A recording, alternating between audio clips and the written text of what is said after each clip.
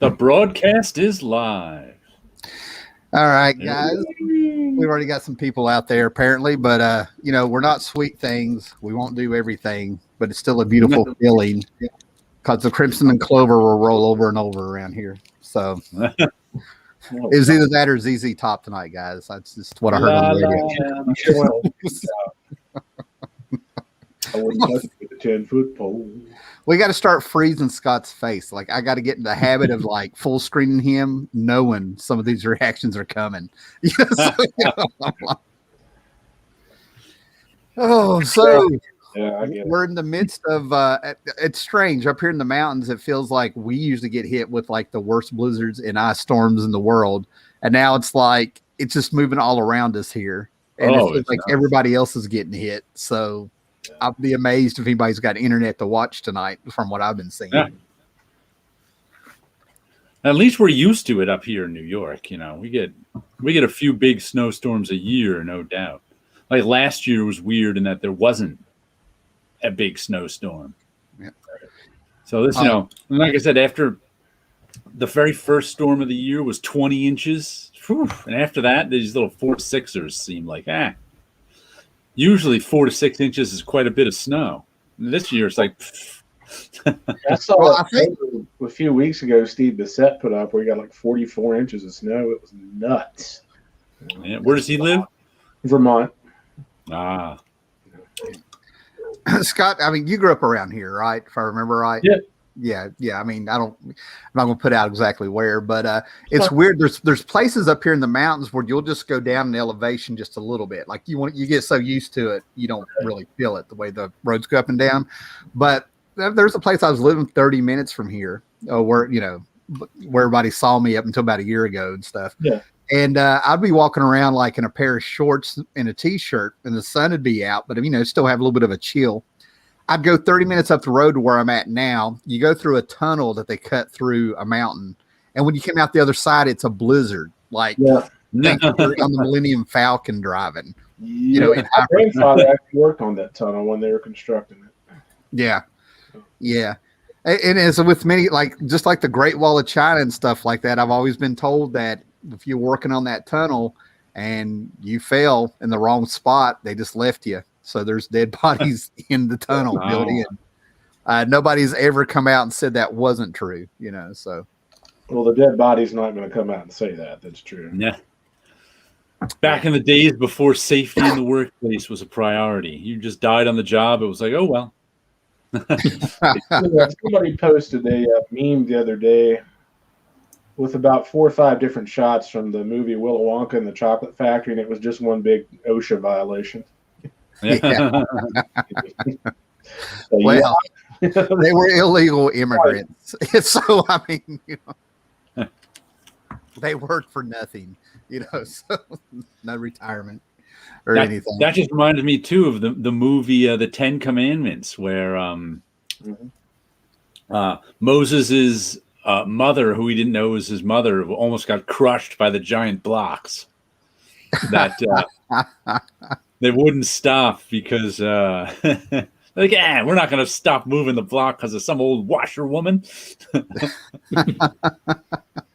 See, we're sitting here talking about movies. I want to keep going with illegal, OSHA violations, but I keep thinking about the Lost Boys. And I'm like, how did they afford Chinese food? They didn't work. I'm like, that's the stuff that went through my head. Where are they getting their money? That was the catering from the actual movie shoot.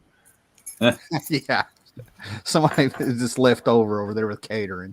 No, I watched The Lost Boys for the first time since it came out just this past summer. I've already forgotten it.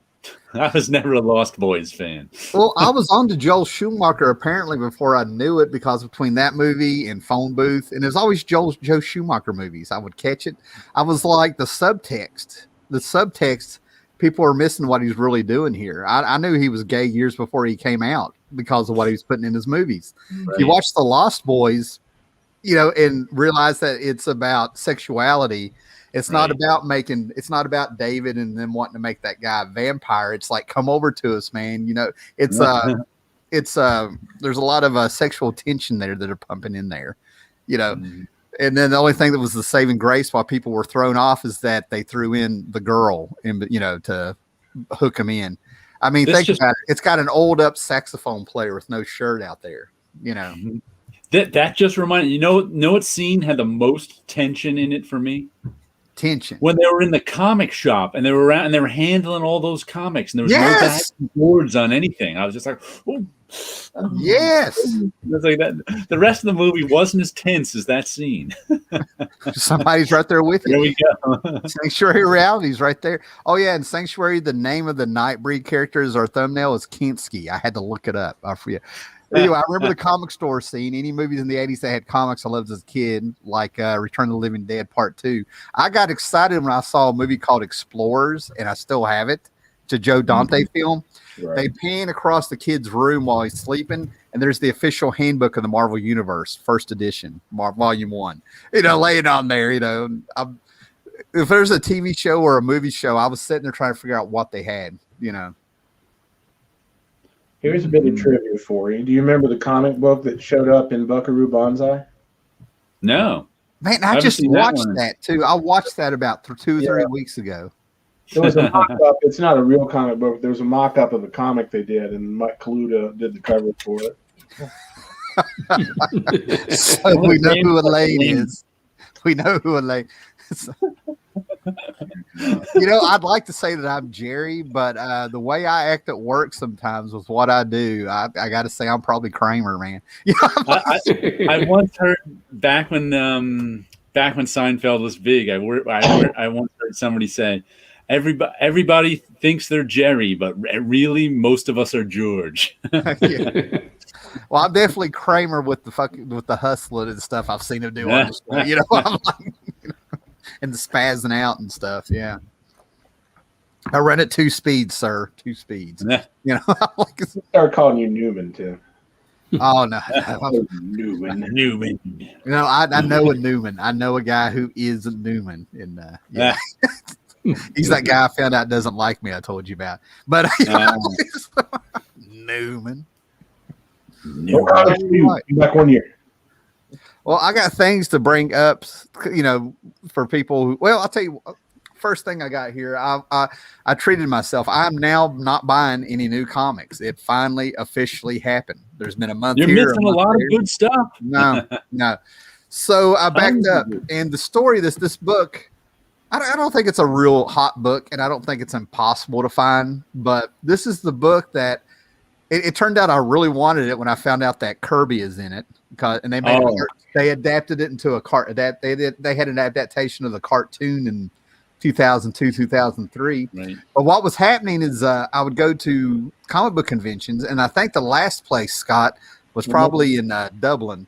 But I'd be scanning the books behind. I'd be going through the boxes, or I would scan the books that they had on behind them, the key books and stuff, right? And about 2 or 3 times over the years, right before I would get to where this thing was at with my eyes, somebody would walk up on the side and be like, "Is that? Yeah, I'm going to go ahead and get that." And it'd be like $10 or $15. But I got a real good price on this, man. But anyway, from 85 or 86, I got the Donatello micro series, which is basically a one-shot. And it's got Jack Kirby in it. They even call him Kirby, with his pencil and magic gem that's making everything come to life that he's drawing, I just found that in one of my boxes. I bought it when it came out, and being that I've never been a Turtles fan, I completely forgot I got that one. So now I'm gonna have to pull it out and look at it, because it was just yesterday. I was going through rearranging some stuff. I have most of my comics on shelves here. If I have a comic in a box, that means I never look at it. Just about. But sometimes I have to. Like these days, I get rid of stuff more often than not. But a lot of times I can't even get rid. It's like no one wants it. So it's like I have to rearrange stuff every now and then and put a couple of things in boxes that I've lying around. So I just happen to be moving some stuff around, going, I got to get this stuff off the shelf. Let me put this stack of comics in some box I got some room in. Sure enough, in that box was Donatello and I think Michelangelo, and I was like, look at these. I think this is the one. I think Angela. I think I'll have to go back and look at my Instagram, but somebody the Comic Couple or somebody recommended that one. I think they were like it led up to something or something. But I'm gonna end up getting each one of these a little at a time. But I got a good price for it. The eBayer actually packed it right, and they sent it in Mylar. It's a beautiful copy. They undersold it, so I actually sold my which one? Which is the one that had the first appearance of Casey Jones? It was the oversized one too. It was. I don't think it was the same. It was one of them. It was Raphael. My gut is saying my gut is saying Raphael, but for some reason I think it's Michelangelo. Yeah, I don't remember which it is, but it's like I had that one, but that was like in a different spot because it was a different size, and I sold it like 2 years ago for like $75 or something. Yeah, I mean I've shown the first comics trades over here on the. I'm not going to pull them out again. But my turtles that I enjoy are the ones from the 80s. They had a little bit of darkness to them. You know what I mean? They came right out of that. They came right out of that Frank Miller meets Kirby when Frank Miller was, doing his Dark Knight and Ninjas and Daredevil stuff. The Last Ronin #2 came out this week. Yeah, I've already went ahead and got it spoiled for me. I went ahead and had my shipment of books sent to me early. And the day before that they let me know that they're shipping it out, the book came in. So it could be months before I get it. So you are still buying some new comics, the Turtles Last Ronin. Technically, I don't consider it a new comic. I think it's a loophole because it's the only reason and I've said this, it's documented.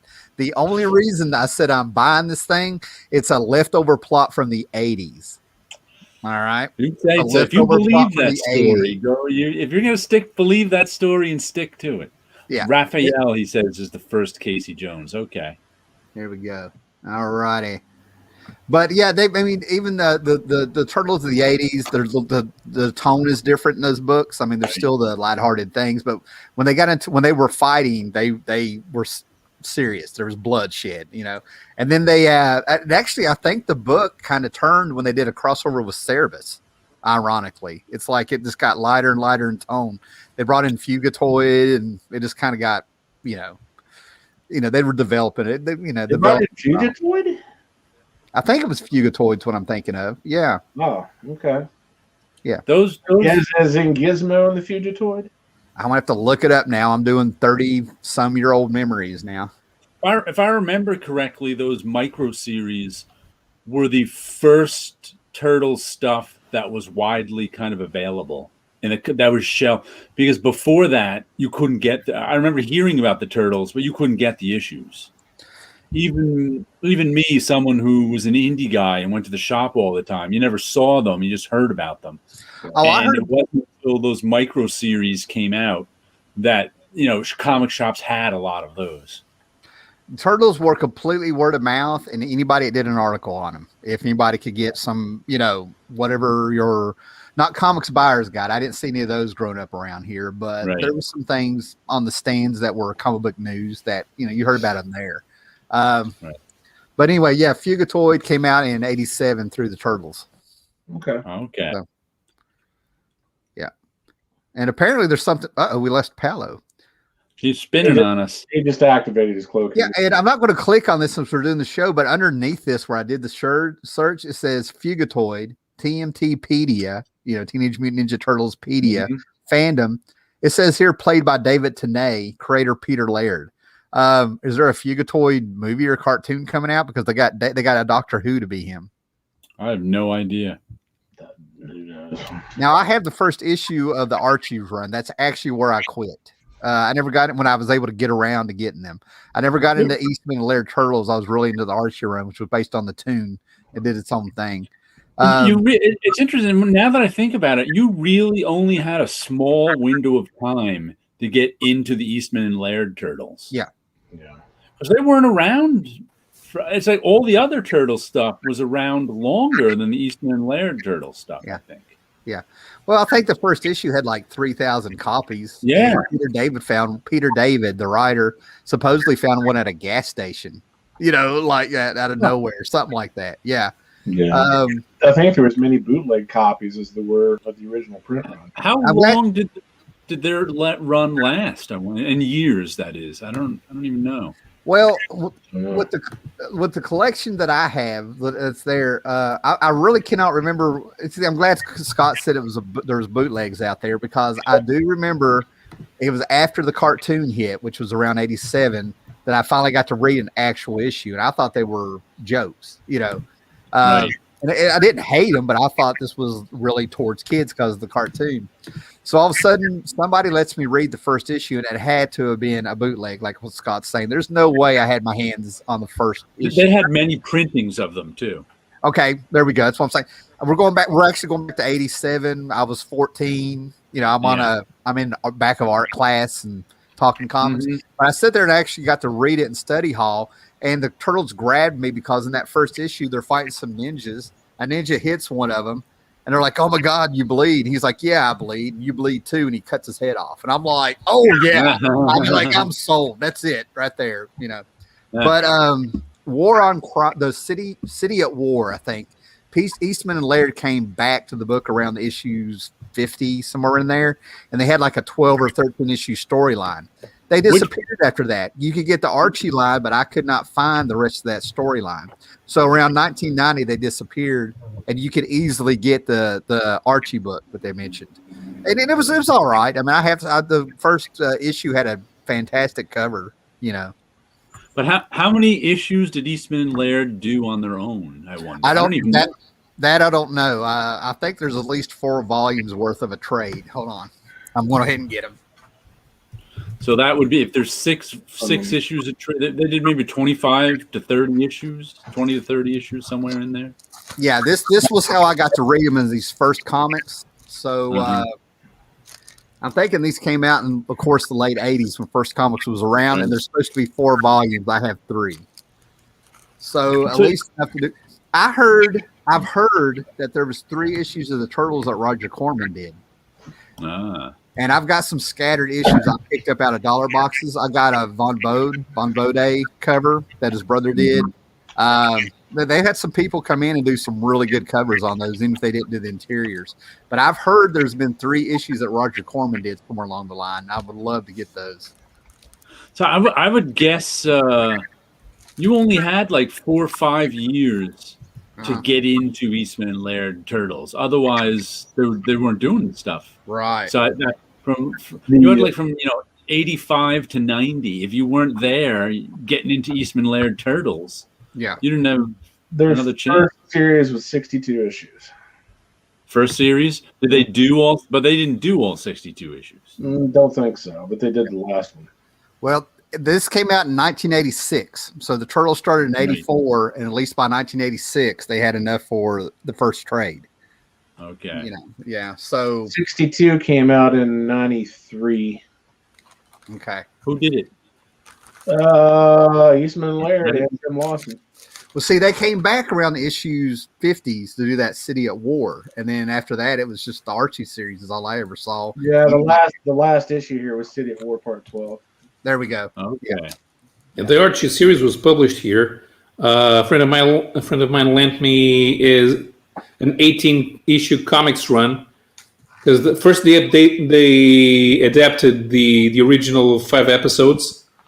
Then they did new episodes that were based on the cartoon but not following the cartoon chronology. And the last one, they started getting kid friendly. Yeah. Yeah, and they actually got printed the Cerebus crossover here in the 3rd volume. Whenever I see Sanctuary Rally pop up, I automatically go Cerebus. So yeah. He's got the issues for us of Turtles too. Said they did up to around 21, then 50 to 62. There we go. And Eastman left. Laird wrote 12 issues. So wow, I never thought of that before. There was only a really brief time for someone to get into Turtles by the original creators. Yeah, I'm telling you, it was my memory. I mean, I don't care what you go back and read and stuff like that. My memory was the toys and the cartoon show. And I think that's there's always those people in the know, those people who are there at the beginning. They're always there. So I don't want to throw that away. But I think that's exactly why we ended up getting more volumes of Turtles printed, and people caught on. Right. Yeah, the image book.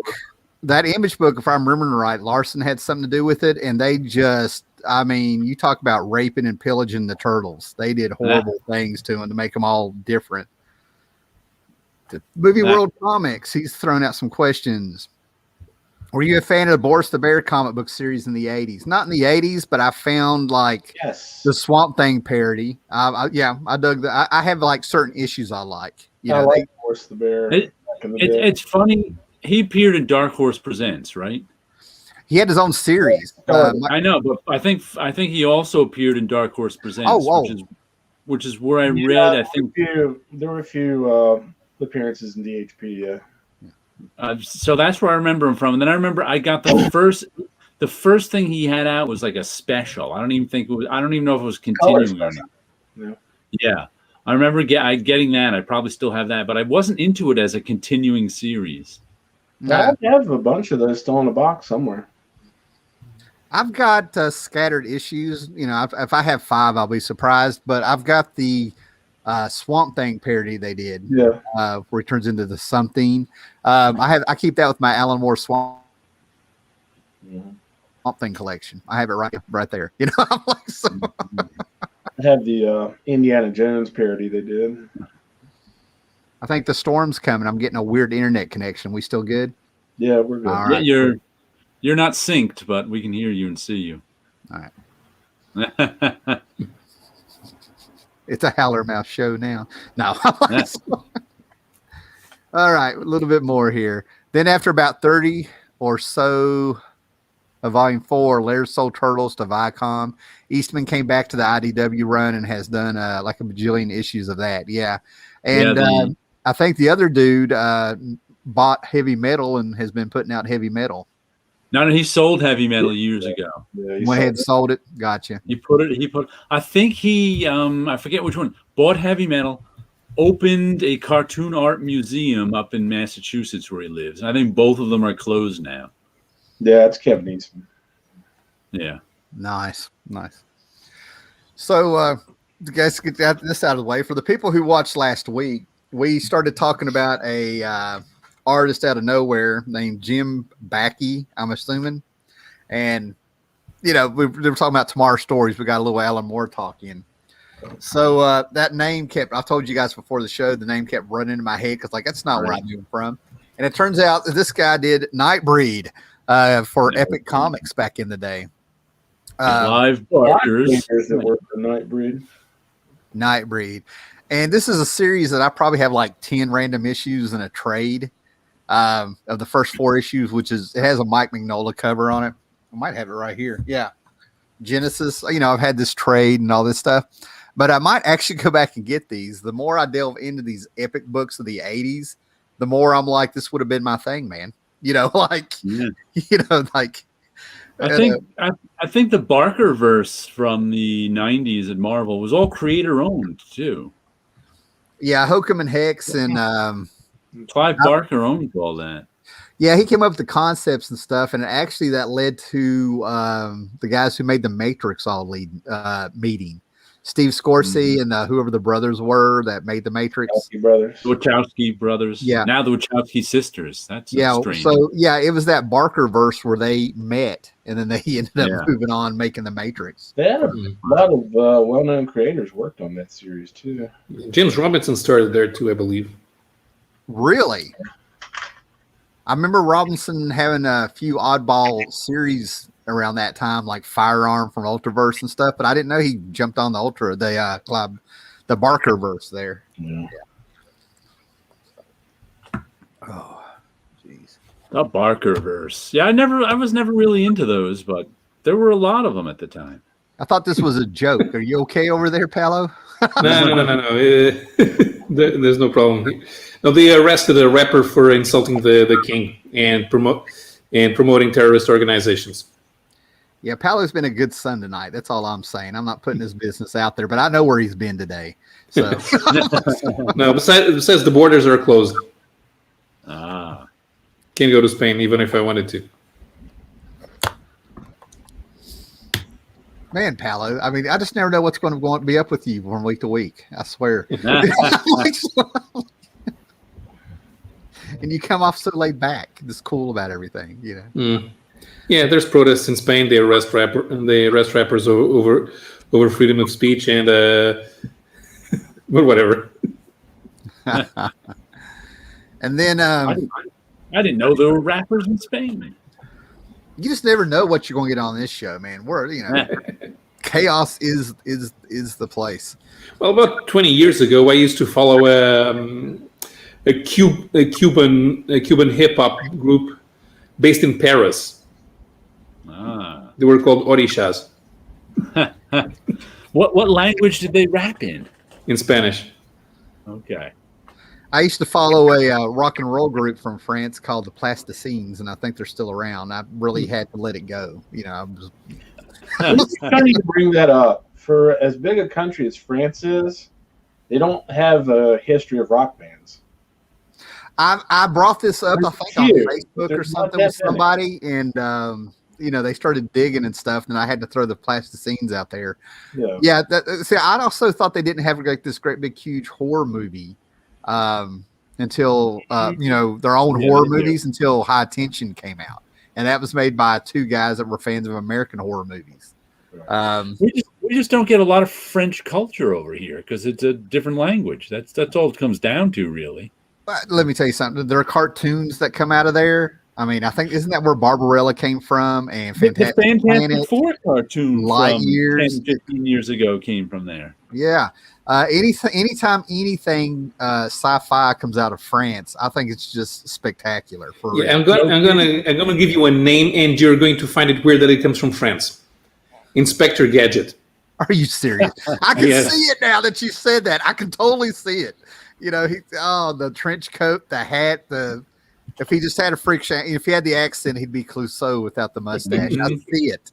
Now I want a Pink Panther Inspector Gadget crossover. Did you guys ever watch that French Fantastic Four cartoon? I tried. No. I never watched it, but I knew it existed. I was watching something the other day really surprised me. We talked about some trivia. You know what the most successful comedy show ever is? What is that? Worldwide. And this really surprised me a little bit. Mr. Bean. I am not surprised. That's because Mr. Bean, he rarely speaks. So it works in any country. Humor, right. I was never Rowan Atkinson is such a good verbal comedian that Mr. Bean never did. Yeah, it's like the exact opposite of Blackadder, you know? Yeah. Well, I was going to whip out my complete Inspector Gadget 6-piece McDonald's toy I put together in the late 90s with Matthew Roberts' face. Yeah. Huh? So excuse me while I whip this out. Now, I don't know what box he's in. I just boxed him up a couple months ago. But when I bought that, I was get extra pieces. You never knew. I mean, I had a son who was eating Happy Meals. I didn't want to take his toys, so we had extra parts. Sure. So we had a yard sale. Yeah, I was like, come on, I got to get the next piece. Yeah. No, wait. I was so we had a yard sale going on, and I was trying to sell Phantom Menace, Star Wars Pepsi stands they had of the characters and stuff. Nobody was biting those during this yard sale, but people would see my McDonald's Inspector Gadget toys, and they're like, "Do you have the watch? Do you have this?" I had people coming to my house for a week, knocking on the door saying, "Did you find any more pieces?" It got creepy over Inspector Gadget. What's funny is I don't know. God, must be forever 10 years ago now, or I don't have many action figures, but I have some. And I bought I was looking. There was a point where I'm like, I'll buy one action figure a year and keep it on my desk. Then I got bored with even that, so I haven't done that in a little while. But the one I bought one year was an Iron Man with the Ditko redesign arm. The first Ditko armor. Yeah. And with it, you know how action figures now sometimes have those build a figure pieces where you buy an action figure and you get a leg with your yes. So I've had this Apocalypse leg hanging around for 10 years now. It must be. Really? And I'm telling you, I play with this leg more than any of the other action figures. You can just sit here and go like this. You put that on eBay, and it's probably going to go for like $35. There's somebody out Put there. a lampshade on top of it. No, I'm picturing the guy who probably lives near you who collected all those Marvel Legends figures, and they're like, I can never find the leg, you know, Only I have the leg. all because you are hoarding it there, Jared. Yep. That's a major award. 2012. That's when I got this. Nice. Got the copyright date on Apocalypse's leg. That's wild. So last night, thanks to like the oncoming storm that was supposed to be here and all that stuff, right? I got to the point where like I finally just like turned off the TV and was like trying to chill out and relax. And you talk about like going from one edge of the spectrum to the other in class, okay? But I finally did it. I finally like whipped out some Berkeley breaded Opus and Bill the Cat and stuff. And this is the punk years. Yeah. It actually I have the flexi disc that goes with their punk band. So I started reading this, and Jared, you popped in my head because you were talking about how 80s it is and stuff. I still defend it. Yes, it is 80s, but it is so 80s that in 10 more years, they're going to have to come out with an anointed. And they're going to have to come out and explain people the references in about 10 years. You know, I mean, they go deep. I mean, I was so ready to talk about this, man, but after the day of work I had, I didn't realize I'm like still burnt. But yeah, they bring out some political figures and Sean Penn and Madonna when they were like going through their divorce and stuff. Like you had to be there to get some of this stuff. Right. You had to be right there, you know. It's funny, that just reminded me, my mother got me that for Christmas one year, and the flexi disc was torn out. Someone tore the flexi disc out. Yeah, took it. I was like, so I've never heard of the flexi disc. I ordered mine off eBay to go with this book. I have 2 of these books, and neither one had the flexi disc. So I got on eBay and found it for a dream. It was nothing. You can find the song on YouTube. Yeah, I have to say I've never really missed the flexi disc. Yeah. Well, if you want to sing along, the opening of the trade has the lyrics to the 2 songs, the A side and the B side. You know. But that's a major award. 100 cool. Let's see how many 80s people we have or something. But 100 cool kid points. We go for. Oh yeah, that's not you, Scott. Not you. Scott. You don't tell us what it is. We know you know. Yeah. Let's see how many people know what album cover this is homaging, if you will. Yeah. We know you know, Scott. Scott. You don't get any brownie points for knowing. We know who George is tonight. That's all I'm saying. I was shocked that Jared knew who Joe Satriani was the other day. Yeah. Yeah. You met him. Lucky. I knew the one famous guitarist he was talking about. 3 times, actually. Okay. So I whipped out some of the old sci-fi books I have, right? These are collected editions and stuff. Yeah. And this one had a story in it that not only did I read it again, but I went ahead and found the audiobook on YouTube, and it has Leonard Nimoy reading it for you. But, oh, great. The page is gone. Wait a minute. Are you kidding me? Anyway, it's a Ray Bradbury story. That's a classic. The Will Come Soft Rains. The story about it's an anti-nuclear war story where the whole story is an automated house and what goes on in the house. And it's almost, and the way it's written, if you get away from the themes and known that it's, anti-war. It was 1950. They were in Russia. I think in 1949, Russia had perfected their atomic bomb. So he writes this story about what's left. There's no people except on the wall. There's the shadows where the bomb went off of a boy thrown. You got the dad, you got the son, and then right in the middle of him is the ball that he was throwing to him, and even the dog. He's nothing but ash on the wall. But you read it, and the way Ray Bradbury has wrote it, it's almost like the whole thing's a big poem. It's so eloquent when you get away from the morbid idea of it and stuff. But I was telling who was I talking to? Yeah, I was telling Scott, I swore I had an EC comic reprint around here where Wally Wood adapted the story like 54, 55, something like that. Yeah. And that may have been the story where the EC Comics Gaines was talking to Bradbury. It was Bradbury. Which one it was they got busted for, but I want to say it was Ellison, but if you say it was Bradbury talking to him, Bradbury. Yeah. Ellison isn't old enough. Or wasn't old enough for it to be him. I think. Plus, they would have known better than to do that to Harlan. But that just you too. Yeah. 100 Cool Kid points awarded, sir. Well, up top we've got Joshua Tree before then. Oh A man. couple of people. Okay. Victor and Sequential Geek. You know, I did specifically ask for the album, didn't I? I didn't say band. So, yeah, you know what? I don't care. Everybody gets Cool Kid points. Well, just be clear.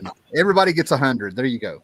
You know. But Ray Bradbury just reminded me. I was reading a Robert Birnbaum post today, who's a comics historian on Facebook, and he was telling a little story about the first EC comics he ever got. I think it was 1967, and he was going on a family vacation. And he and his brother are there with his dad, and he said his dad hands him $10, and he's like, "This has got to last us, 2 weeks." So that basically means we have, 80 cents a day you have to spend. You could live at Dairy Queen back then. You could live at Dairy Queen back then like that. So they're driving on their vacation, and like the first town they stopped in, they had to stop for gas or whatever. And little Robert, I think he said he was like 12, sees actually he may have been 14 or 15 because that goes on to the, but either way, I think he was 14.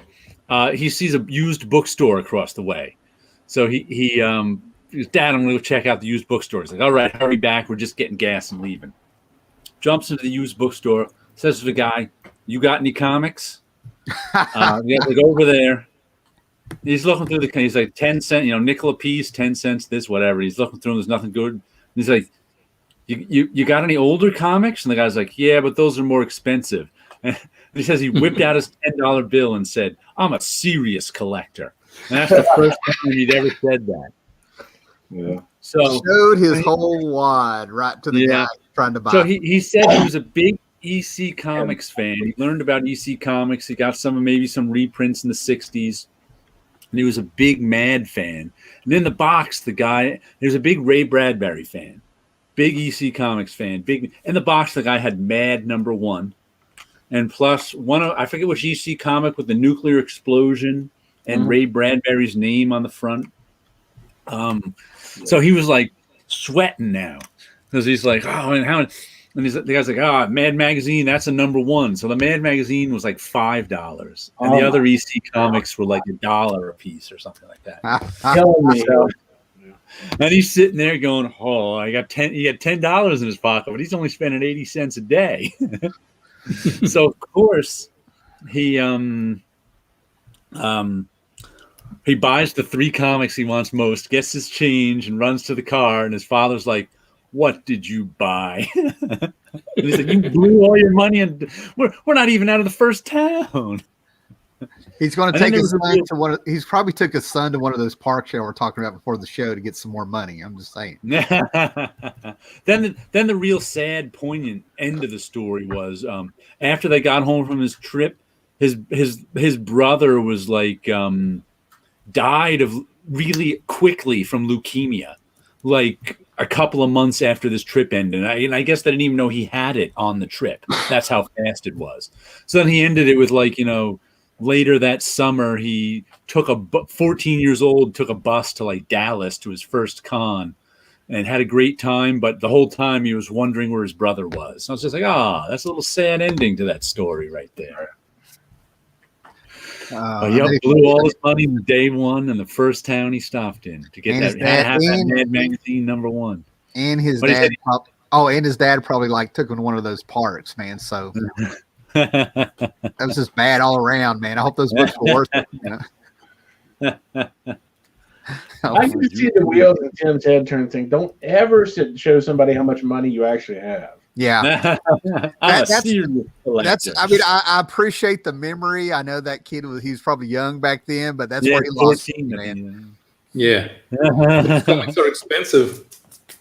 Yeah, it's $5. I've got 10 old books. I'm gonna get all that. I got 5 old books, and I'm getting that whole $10. That's what that guy was thinking. When you're 14, you got in 1967. He had to let that guy know he was serious. Phew, yeah. I didn't even do that crap when I was 6. You know, I'm like, how many bottles you got? What are they going for today? Anyway. Contra Geek asked, what was your first convention? You mean comic conventions or just conventions in general?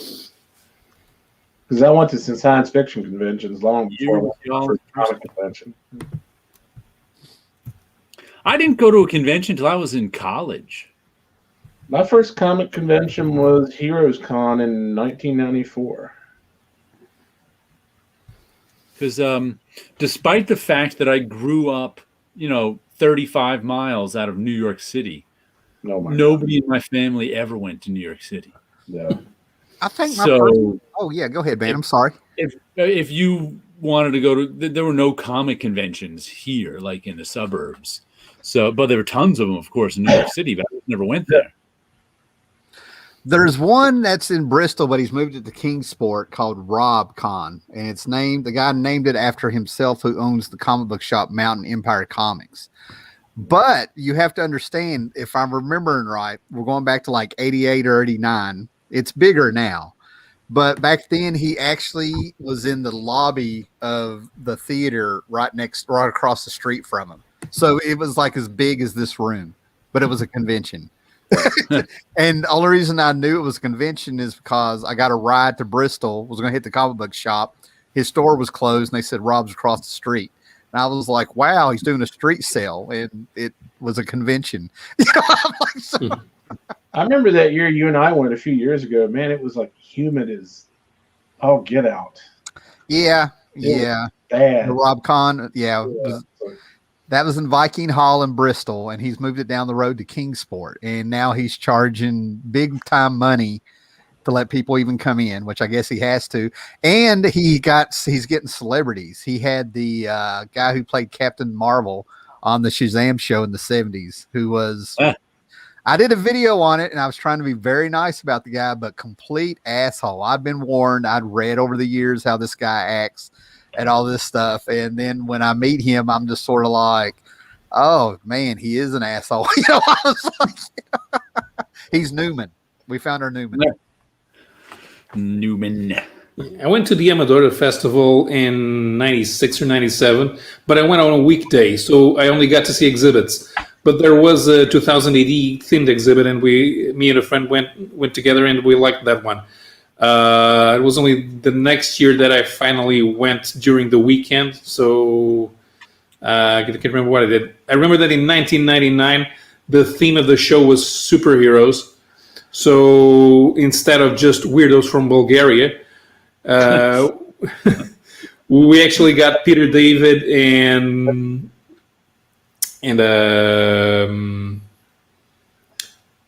not Steve Bissett,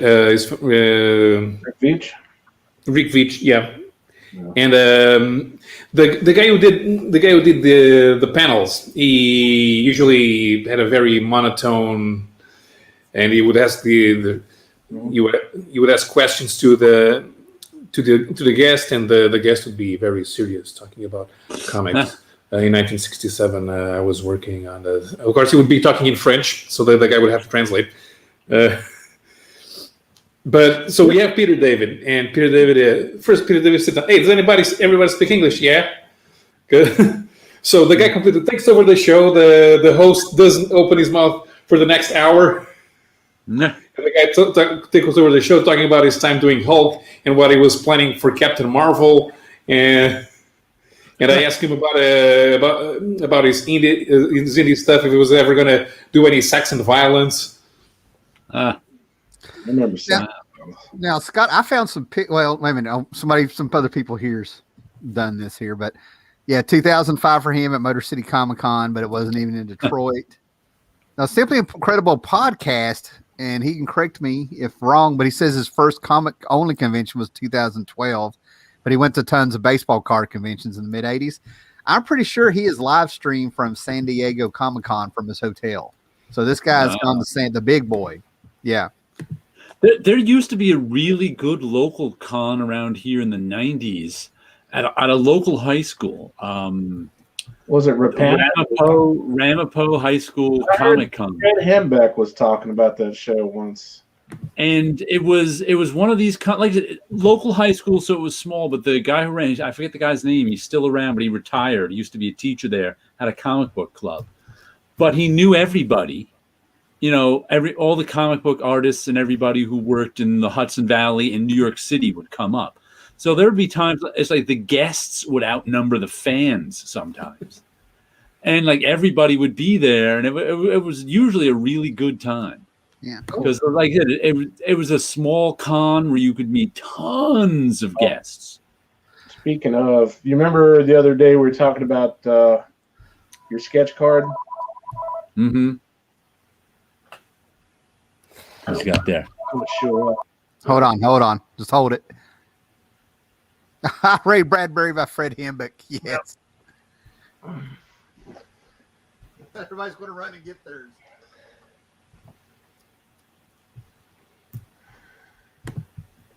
I can't find my OMAC by him, and it's freaking me out because I'm hoping I didn't lose it.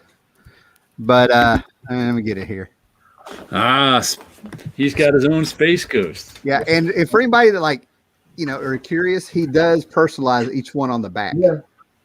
Yeah, that's the ink coming through. That's over time. And I showed mine last week, but it's the AIM agent. Nice. Advanced Idea Mechanics. Yeah, and I have an OMAC here somewhere, and it's killing me. I haven't seen it since I moved, and I swear if I've lost it, I'm just going to die for about 20 minutes. Hope I come back. The very first convention I ever went to was a science fiction convention I stumbled across by accident. It's going on at Virginia Tech. I was 13 or 14, and I didn't live in Blacksburg at the time. I just went there that day and saw these signs and went there, and Frank Kelly Freyas was the art guest of honor. And I had no idea what a convention was. I went in there and started looking around. I was like, oh my God, there's neat stuff, I've got a box of pictures, so I can flip the pictures over, actual pictures, see what date, they were, Mm-hmm. Oh man, from the negatives, when they did it. Right. But in the 90s, man, I mean, I was like poor as crap. Everybody hung out at my apartment and stuff. And we would all wake up like at 6 a.m. when everybody would crash at my apartment. And we'd all pull out our pocket change and go to Carowinds on that and stuff. Right. So that's how it worked. Mm-hmm. So I'd have to look at some of these pictures from this disposable camera I'd buy, back then. Right. But I ended up going to Heroes Con a couple times. And I'm not sure what year they were. I want to say it was like 94, 95. And I know I went regularly, but Scott, the way you remember it, that's my whole point of bringing this up. Here's how I remember it, since you mentioned you went to and stuff, right? But cosplayers, there weren't that many, but the people who did were it took a lot of guts back then to do it. My first two cosplayers I saw was a couple, a married couple, Scarlet Witch. And man, let me tell you something, that bathing suit, that girl had no shame how close anyway. And then her husband was the Flash. And the girl knew nothing about comic books, but she could tell you everything about the Scarlet Witch. You follow what I'm saying? How do you remember? Am I remembering this right, Scott? I guess you're the one with the memory, not me. So. Oh, well, I'm just saying you went to Heroes Con. Do you remember the cosplaying scene? Back then? I mean, yeah, it's granted back when I first started going, it was nowhere near as copious as it is these days. Yeah. So I remember the cosplaying scene getting big in the late 90s. Because there were cosplayers in the 70s, but cosplayers back in the late 60s when we first started doing Star Trek conventions. Well, you can get on YouTube and you can find the New York Comic Con cosplay where they had the infamous, 15-year-old girl who was dressed as Vampirella, and that was quite scandalous back then. Yeah, but it's a very interesting story. I'll put it to you that way. Yeah. But if you go back and you watch that, this is 72, 73, but there's a guy who dressed up like Captain Marvel Jr., all in blue. You follow me? Right. But that guy was so dedicated, and I think he actually walked through New York, I would imagine. But to get blue tights, I could see him going to get those pantyhose that used to come in the egg. and getting a pair of blue ones because I was looking at this costume and I'm like, damn, those are some blue 70s pantyhose. And, did you know that Elvis was a big Captain Marvel Jr. fan? That's where he got his Vegas look from, with the cape. Yeah. I heard that as a kid here and there, but didn't think anything of it. Oh, you collect comics, so they would say something like that. But I didn't believe it until Alex Ross turned Captain Marvel Jr. and Mary Marvel into Elvis and Priscilla in Kingdom Come. That's it. Right. I actually wanted to cosplay that in the early 2000s. So one of the comments, Simply Incredible contest, but up there he said he had some art cards done by Josh Ginter. Josh lives about 30 miles away from me. So. Oh, okay. The worst cosplayer I've ever seen was at Heroes Con. Wonder Woman played by a fat, hairy man. I'm still scared to this day. Wasn't me. Sounds like me, but it wasn't me. One thing that annoys me. One thing that annoys me here is that cosplay only started becoming relevant when the anime fans took over, and so everybody goes dressed as an anime character. Well, some people do put some thought into their costumes.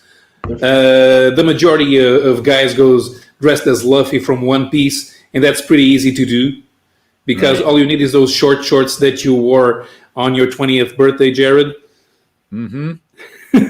I saw that. And the straw hat, and you're done. Well, it's been a long time, and I'm sure some people are still touchy about it, but at Heroes Con in the late 2000s to the early teens, the cosplay got so out of hand, you couldn't even get across an aisle to go look at books. You couldn't. They were everywhere, and they were blocking traffic and blocking the people you wanted to see. It was horrible. They were just there to be seen. Well, I think I've said it here before. I have a hypothesis that sometime in the mid to late 90s, there was there were always girls in high school girls who liked to sew, and that was never cool. A few of them went into fashion, or a very small amount of them would go into fashion. But there was always that was a thing that especially young girls like to do. They like to sew. Right. And sometime along the way, they cross-pollinated with the comic book fans and discovered that they can put their sewing talents, they could use their sewing talents to cosplay. And I think that's what made cosplay explode.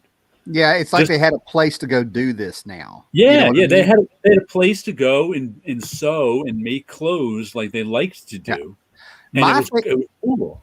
Yeah, my thing is I love cosplay. I love seeing what people can do, right? I mean, it's not for me to say. This is what I like. I'm not saying I'm not casting a big opinion on people, but I like the people who make their own costumes. I don't like the people who get on eBay and whatever, But anyway, I think that was most people in the mid to late 90s into the 2000s. Yeah. So people, and there are still people who make their own costumes even more elaborately now. But I know what you mean. There are people who just like dressing up now too, and go along with the crowd. The first known instance of cosplay took place at the very first World Science Fiction Convention in the late 1930s, and it was done by Forrest J. Ackerman. Mm-hmm. Flash Gordon. Yep. King of the Impossible. Oh yeah, now this is on YouTube too. Yeah. You can find this. It's on the Dick Cavett show. She popped up too. Wendy Penny of ElfQuest is Red Sonja. I remember Farr was on that episode, wasn't he? Who? Jamie Farr. Jamie Farr was on that episode. Not only was Jamie Farr there, but they had a dude there who was a comic book collector, and he sat there with just a stack of comic books. No bags or boards. This is the late 70s, and Jamie Farr is sitting there taking up for comics, saying they do thumbnails when you make movies, just like you would look at a comic book to plan what they're going to do. And while the dude's talking, he holds up an Action Comics #1 and puts it right back on. And then at the end of the show, they had Wendy Penny come out as Red Sonja. Yeah. That Red Sonja pic of Wendy Penny, I remember seeing that in little black and white pulp photos, like in Monster magazines or whatever it was in the late 70s. Yeah. So I about fell down when YouTube had the actual footage. I had no idea it was a TV show.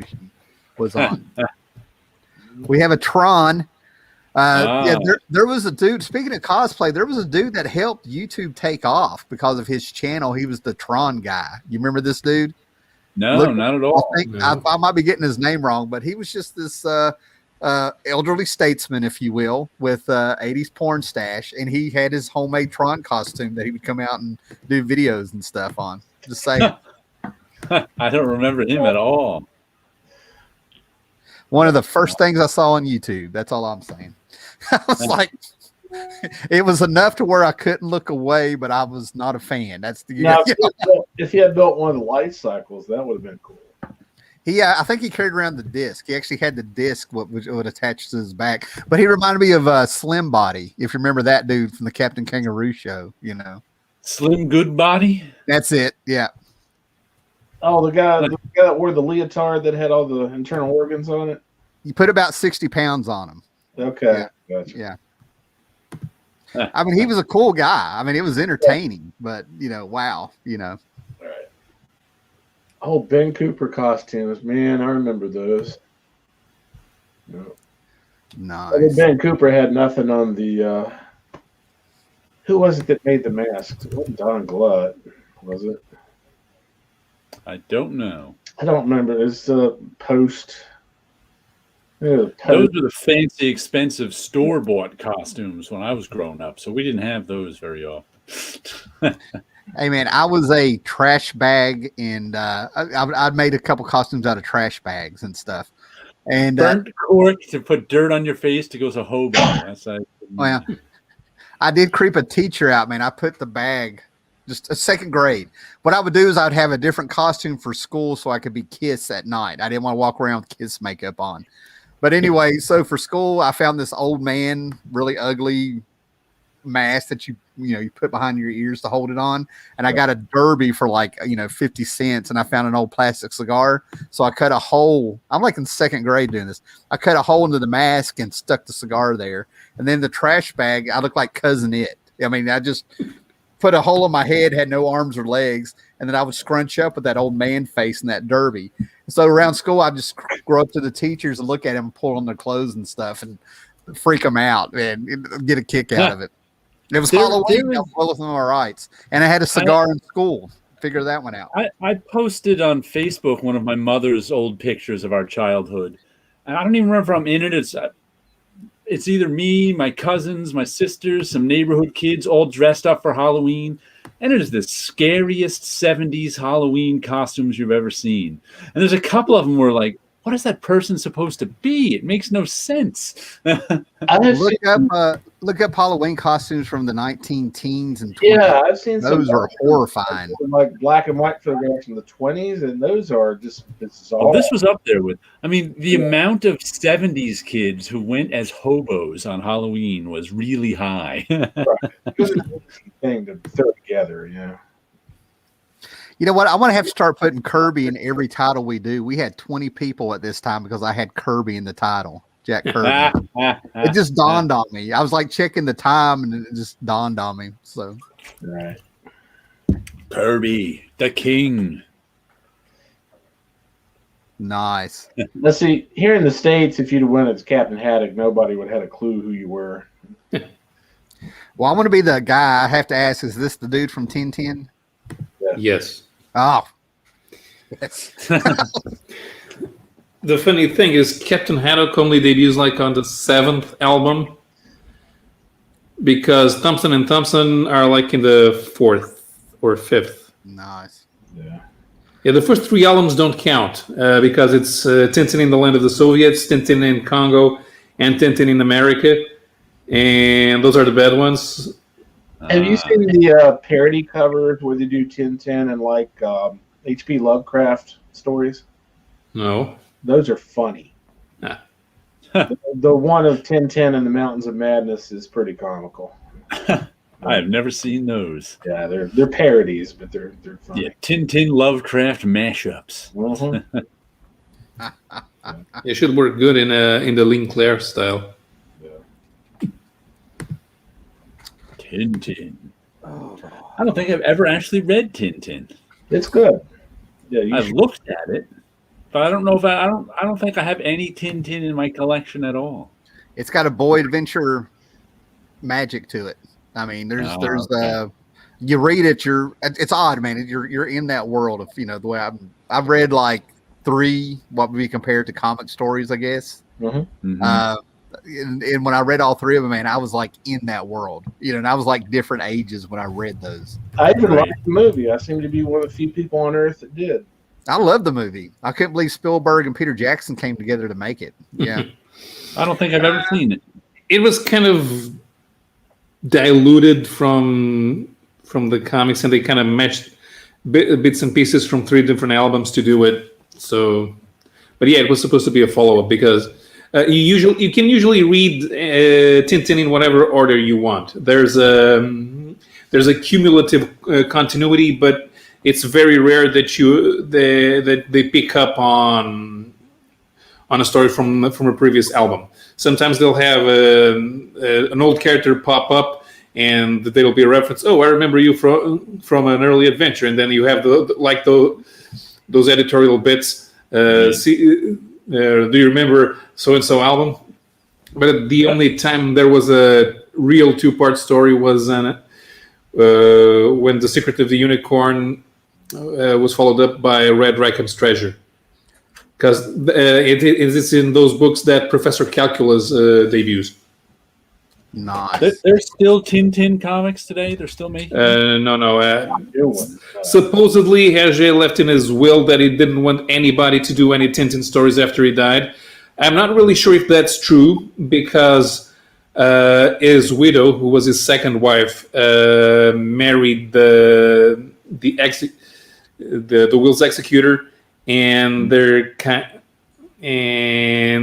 of asses about the rights. They go if you use a Tintin drawing for a birthday party invitation and you end up posting on Facebook, the guy will come after you. See, this is what I get for trying to do a show after a hard day at work, right? That's from Tintin. His avatar is from Tintin. Yeah. Usually I would pick, I mean, I've known that, and it just, Yeah. Another movie adaptation I liked was, I think it was from Tardy's. It was Adelaide St. Blanc, or is Adelaide St. Blanc. She was a French... Adele Blanc-Sec. Yes, thank you. Kind of a semi-detective story. It was actually pretty good. I liked it. Nice. All right. Yeah, I've never actually read it. So I've got something that maybe I was going to do this is like exactly 1 hour into the show. I've had this planned. Like, I think it's a big deal, but we'll see. But I'm actually going to like tell people about an article on Bleeding Cool I saw that actually made me happy to see, which amazed me. Whoa. Yes. And it's because they link you somewhere. They're not responsible. Okay. They're not responsible for my happenings, but they linked me. They're another one of those technicality loopholes of mine. Okay. Denny O'Neill's estate is selling his comic book collection, but not just his comic book collection. Apparently, Denny O'Neill, and I got to go back and look at it. So grain of salt here, because I saw it at work and only had like 3 minutes. But basically, every comic book that Denny O'Neill wrote, he bought the comic or however you got it, and he put it in bound editions. So his estate is selling his bound edition comics. And the one that I'm going to go for, I've got a number in my head that I'm actually going to try to do this. But Bleeding Cool has the article with the links in the article that takes you to the option site. I'm going blank on what it, like I said, I only looked at it for like 3 minutes today, literally 3 minutes. That's how long I was in the bathroom. And, but anyway, he has one book, one bound edition going for like $2,000 some dollars. I think that's probably some of his first actual Batman he had bound, but I'm going for the Epic Comics, and I don't think it's a complete set of Epic Illustrated magazine. It's just the issues he did. I think that he had a story in. So, yeah. I saw that today, and I'm just sort of like, oh, yeah. You know, I haven't been to a comic book convention in 2 years. That really counts. You know what I mean? So I'm like not buying monthly books. So, you know. So he can afford something. Well, he's, and I think he sent them off. You can tell that some of these have been bound for decades. The leather's worn off on them, Right. and it's a sort of a soft leather for what it looks like from the pictures. But they have like they showed the spines of the volumes, and they open them up, and you can see some of the issues in there. That just reminded me of something on the week you weren't here. Let's see. We were going through. I was showing those guys this cover, and it's got John Romita down the. This is a John Romita cover with all the women. Oh yeah, and it's got Virginia Romita back here. We were going through this. And I was just writing a blog about this cover too. By the way, who was this woman again? The one in the metal helmet over here. Whoops, where is it? I see Medusa. Hold on, let me. Yeah, that's from the Fury of the Femazons from Savage Tales #1. I'm gonna have to write that down because I can never remember it. Fury of the Femazons.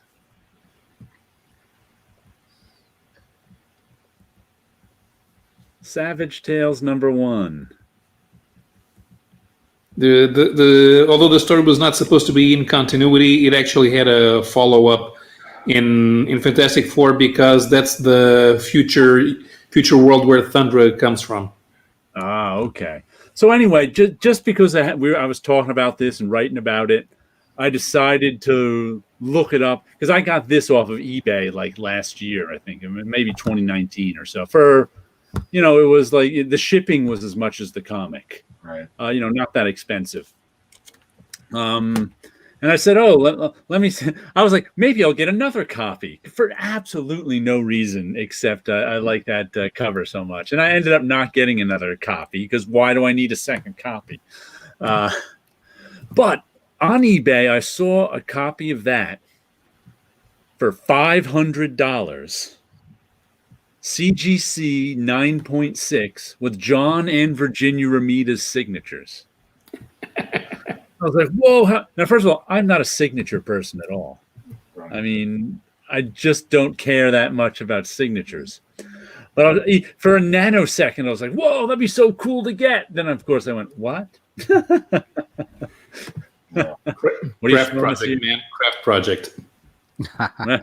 This is the Denny O'Neil estate, the books they're selling. I was sitting here like, why am I talking about it? We could just show it. I guess it's showing up here, right? So you got the timer up here or somewhere. When you click on it, there's like 11 days of counting down in each one. But here's his Azrael bound comics, his Batman bound lot, $78, $56, on through the, looks like everything he edited too, Nightwing. But where's that one? Here's the one. Canceled Comics Cavalcade bound volume 1. $2,250 so far. Yeah. And then here's that's the one that's Batman. Yep. I can't believe there's even anything in here where these are bound comics that's going for $21. But that one has like, what is that? Armageddon 2000 or whatever that was called back in the day. I have them. All the stuff no one cares about. Yeah. Then we get some Bronze Age stuff that he did here, but on and on. But that's Superman breaking the chains. That one will go. Kryptonite No More. You have that? No. Yeah. But I'll go ahead and tell you, this is the one I might go for here, the Epic Illustrated one. Ah. What's the price on it right now? Now it's 77. But look what you get. I mean, look. I mean, I don't know how well the picture's showing up, but you can tell. 2 volumes? Yeah. That's a lot of issues. Right. And you can click on them here, just kind of. But yeah, I mean, I'm kind of wondering if these, I don't know if it's a complete set of Epic. I haven't had a chance to read it, or just the ones he had a story or edited or something. I don't know. I can't remember if I did a video showing off my Epics or not. I have a vague memory of either wanting to or doing it, but I don't remember. I'm going to have to search my own videos and see if I made one on Epic Illustrated. I think I did a live stream. How do I stop this? I think I did a live stream one time, but I'm telling you, man, if you want to do a whole show just dedicated to Epic Illustrated, I'm down. I mean, they're right here. All I got to do is this. Things that more leverage. But Paolo's last comment, I don't know if that's what he said when he quoted it. When I mentioned this, the $500 CGC one, $500 craft project. That's what it is, because I know I mentioned, I think that he just said that, but I mentioned that because I think that's what a lot of these things are to people who collect autographs and see they become craft projects, as I've said. You know, you go, you get this guy's autograph, you get this guy's autograph, you get a CG, and that's what it is to them. That's why they love it. It's their craft project. The coolest thing I saw, and I wished I had thought about it, because I really have a thing about people signing comics, even though I've got like a short box and a half now of signed comics. You know, Tim Scioli was the first guy that I let sign a comic, and he actually got a blue ink pen out and wrote his name in bubble letters. That was my first one. I was like, oh my God. But anyway, the coolest thing I saw is that these guys would have like these hardback books. Or they'd have something like a jam issue where they had a whole bunch of different artists and writers on it. And they were just going around getting everybody in the world to sign those. Yeah. And I saw a few guys who had the sketchbooks that they were somehow years before, they'd spent years getting artists to just draw in there if they would do it for free before eBay really pissed everybody off, you know. But I wish I thought about having one of those books like Epic, or, you know, we all have some comics with jam, you know, a jam issue. I wished I had thought about that. I mean, I could be going back 25 years, you know. A lot of those guys are going to be passing away soon. That's why I really started like giving in and letting them sign it. You know, I'd be like, I'm going to regret it, you know. Oh, everybody's out of steam tonight, aren't they? Thursday night blahs, man. Or you get that second win to make it through Friday. I was just thinking that, you know, just talking about, you know, the subject of leather and being bound, and then Tim knows a website about it. It's kind of interesting. Let me answer Sequential Geek about how I'm going to know it all about that. I have to say that one left a particular impression on me, not because of the quality of the story. It's a readable story, but it's not something that I'm used to seeing John Romita draw. We know him as a Spider-Man artist, but for many years he was better known for his romance comics. And him drawing a science fiction story, it was pretty out of the ordinary, so it kind of stuck. Says there's a character there that looks just like Moondragon, and it was years before Moondragon came onto the scene. And Moondragon was designed by Jim Starlin, so I think it's just a coincidence, but I noticed it. You know, Jim Starlin also made Thanos from Darkseid, and he admitted that one. So I'm wondering if somebody asked Jim Starlin about that. I think he'd be just as, you know, honest. What we got here? We have some of the you know, the usual suspects popping in now. On Chuck Dixon's show, he said after Denny O'Neil retired from editing DC let his Azrael go until issue 100, despite being one of the lowest selling books. It was like a retirement gift for him. At Ollie's right now, you can get volume 1 of Azrael for like $3.99. You know, now I don't think I've ever met an Azrael fan. Nobody. I never knew. Yeah, I mean, I hid Heavy Metal magazine under Epic and Warren magazines when I was a minor buying it. I got away with it for only so long. Epic was consistently getting anthology. It never had Booster Gold. One more reason to love that book, and it is Notice. Well, I enjoyed Epic a whole lot. I really enjoyed it. I think there was time.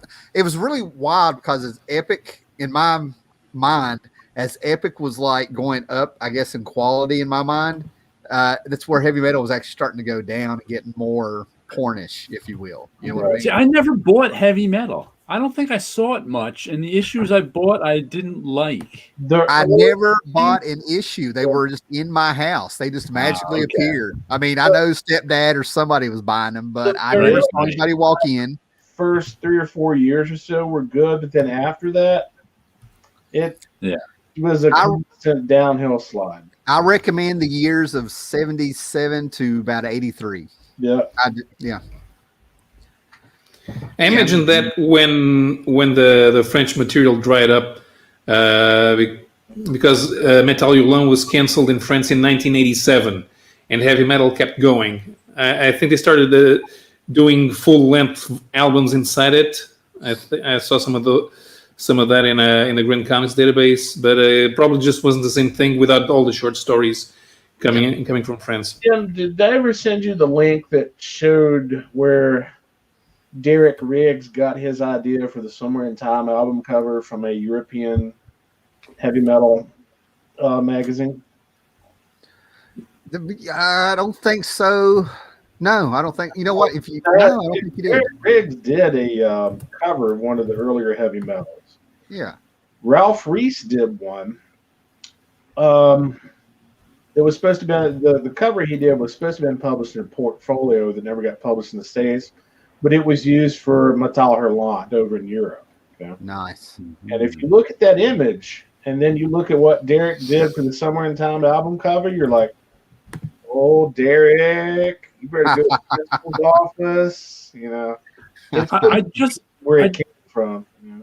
I haven't seen. I just heard somebody got in trouble just this week. An indie comic for ripping off a photo. They made their cover right from this photograph. Let me see what I have. I don't have the comic, but I think I have the name of it here. Let me see if I can find it real quickly. Aria, Heavenly Creatures. It came out this week. Aria, Heavenly Creatures, comic #1, and the cover was just kind of this woman there. My comic shop owner was telling me, "Oh, there was just a controversy on that one." Because they ripped it right off from some photograph. I was like, oh. I wonder if this is the Aria that popped up in the 90s because the dude who drew it had such a fine line.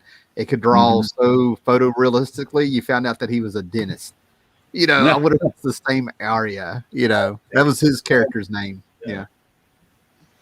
Didn't he do that Marvel's Eye of the Camera miniseries as well? Was Jay Anacleto? Oh, I don't know. I don't own that, and I just flipped through the trade at Ollie's of all places. Yeah. Oh man. Of all places, that's where you get all your comics. I haven't been here this week, you know. Where else do you go to get your comics these days? You go to Ollie's. eBay now, you know. That's for the hustle, you know.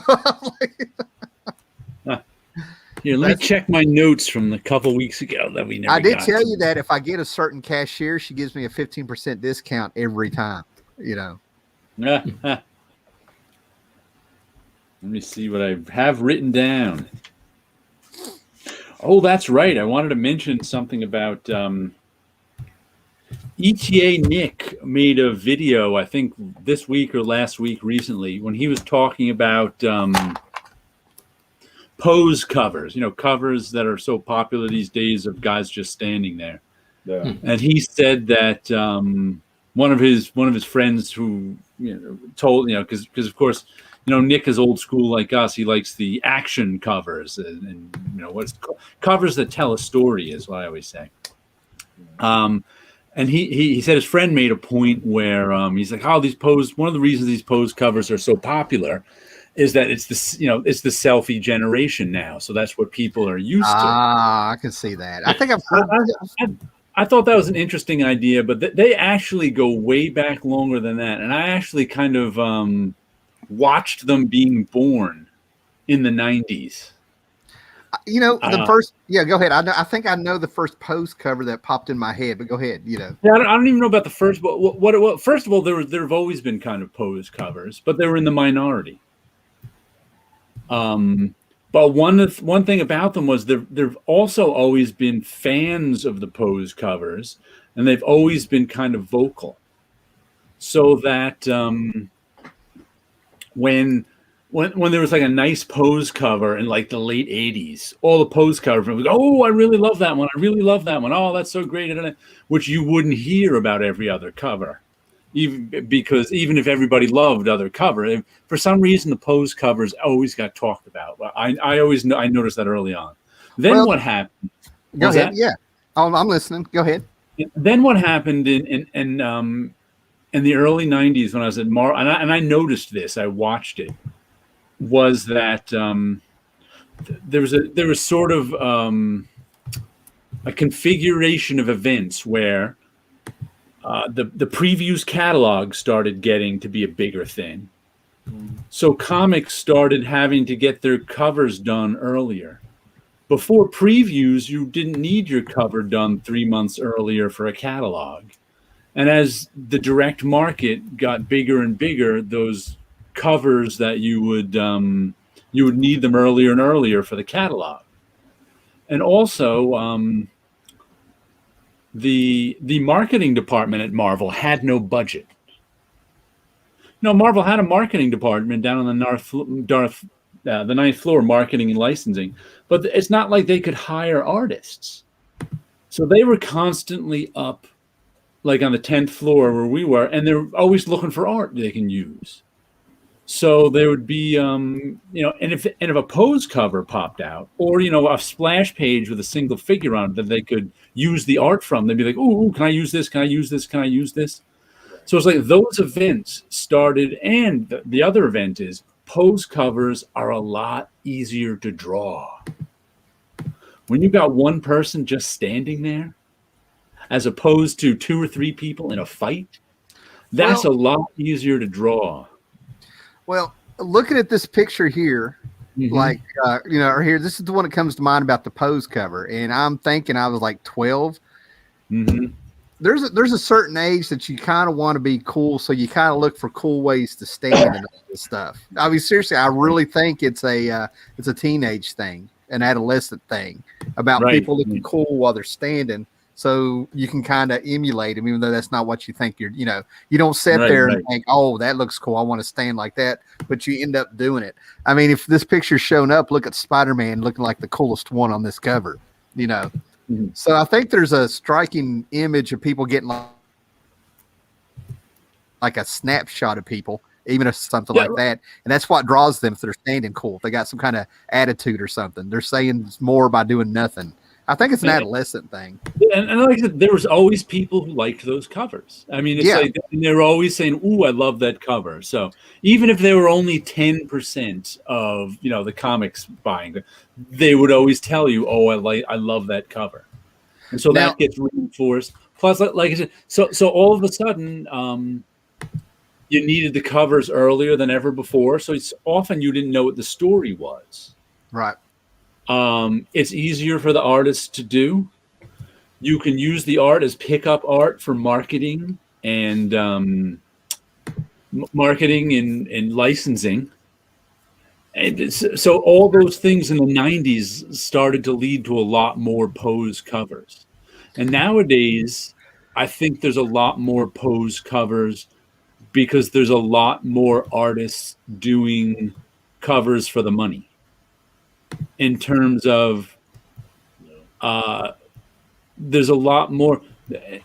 It would be hard to find as many artists for all of the alternate covers who could do cool action covers. It would be harder to find those artists than to find artists who can do one person standing there. Nice. It'd be harder to pay those artists too. Yes, and you would have to, and probably it is cheaper to. Like I don't know how much they pay for those alternate covers, but I'm sure it's not a ton of money. So it's better for everyone just to have one figure standing there. You remember in the mid to late 80s where there's a trend to have a lot of books that would have swimsuit covers? Yeah. Here we go. In the 90s. Yeah. I just remember getting into, like, in high school with my own art classes and stuff. I was starting to get into silhouettes and posing the silhouette real cool. And I know that was a total comic book thing. It would just be a figure and it was like black, like in the shadows. You know what I mean? And I just remember that being a thing. I don't know what was going. I'm going back to high school here. Sorry, man. You're sitting here talking seriously about the art and the marketing. And I'm like, back when we were doodling, You made me flash forward to remember when Chris Cooper was in the news last year. I knew that's where it was going. I knew that's where this was going. You got to tell the story now. Yeah. And I'll be right back. I know the story. Go. This is awesome. Yeah. For those who don't know the story, if you remember last year, the guy who was in the news, Christian Cooper, for the woman calling the police on him in Central Park when he was telling her to keep a leash on her dog. He was an editor at Marvel in the 90s. And he was also a gay man. And they gave him the swimsuit issues. I think like in 93 and 94. So he made them as gay as he could. There's all sorts of beefcake shots in there of the Colossus and this and and they're just funny to look at now, knowing what he did. They were funny to look at then too, but it's just kind of like, oh, look at this, Marvel's putting out gay swimsuit issues, but it was never said, but that was the theme. So that's where that Punisher image comes from. Which one is that? The one was is in with a speedo and his and the skull as a belt buckle. Probably, yeah. I remember Colossus in a lot of them too. I don't know why. That might just be my memory. But my favorite Punisher cover is still the Jim Lee one with the jet ski. Where it said, where there was Punisher, it was just Punisher on a jet ski, and it said, you just rented your jet ski to the Punisher, kiss that baby goodbye, or something like that. Yeah. Punisher's Jet Ski Journal. It's funny for us because we would know better than to rent something to the Punisher. Yeah, it's gonna get blown up. Let's say Sequential Geek says, okay, so don't you think that latest Amazing Spider-Man 55 color is not all that's cracked up to be, and people make it out to be? The bar is so low, people think that is innovative. Yeah, I mean, it's a cute cover. There's nothing wrong with it. It's, Spider-Man bust done in spider web. It's a cute cover. There's that it caught on is one of the mysteries of life. If I could predict what was popular, I'd be a rich man. But I can't, and most other people can't. So it's like, you know what I think about that cover too is I think that now that I'm thinking about it more, one of the problems with I think modern and the people just standing there covers is I'm into, like, when I make my art and what art I like imagery. I like, pictures. I like images of things. I like, and I like interesting images of things. That's kind of key. And you have to, and it's hard. It's hard to make new, interesting images of things. And a lot of these just standing there covers are just technique. It's like all those Alex Ross covers that he just did. What are they called? The Icon covers or something, where he did, it was one guy. All that is technique. And people do like technique. But I think the reason people responded to that Spider-Man cover was it was an interesting image. Unlike like a lot of these guys who are popular now for their alternate covers, who do Pretty Women, it's all technique. They like Art Germ. People like his technique, and that's what people like about those covers. But if you don't like his technique, you don't like his covers. But if it's an interesting image, the technique doesn't matter as much. Can you imagine if Saul Bass had done comic covers? Yeah. He made interesting images, and a lot of these, and like that's one of the things about the Action covers too. Looking back on all these old covers from they tell an interesting story. There's generally something in there to be interesting, and I think that might be why that Spider-Man cover caught on so much. It wasn't about the technique. It was about making an interesting image. Spider-Man out of spider's webs. It's a little corny to me, but I think people responded to the image. It's interesting you talk about interesting images. There's long history of, really interesting images in science fiction and fantasy pulp art. But you look at science fiction book covers these days, like paperback covers, they're so generic, it's not funny. Yeah. It's like all the exact same art style. Yeah, that's something too that Tommy Bagley said. The pose covers were safe. When you had to come up with the cover 3 months before you came up with the story, And Marvel, especially in the 90s, they were right up against the edge of the deadline for it was like DC was usually a couple or few months ahead with it, meaning that if the deadline for printing was August 1st, DC would have that comic done on June 1st. If the deadline for that story was printing was August 1st, Marvel would have that story done on July 30th, 31st, or August 1st. Right. So Marvel was much closer to deadline than DC. So a lot of times you had to get those covers done ahead of time. So those pose covers did become safe to do. That might be a reason I like the guys who wrote and drew their own comics, no matter where they were. You know, they make the cover part of the story. Rob Ripa has power, so he can watch us. So that's good. That's good. Stay warm down there in Houston, man. That's a rough story. All of Texas freezing. Yeah.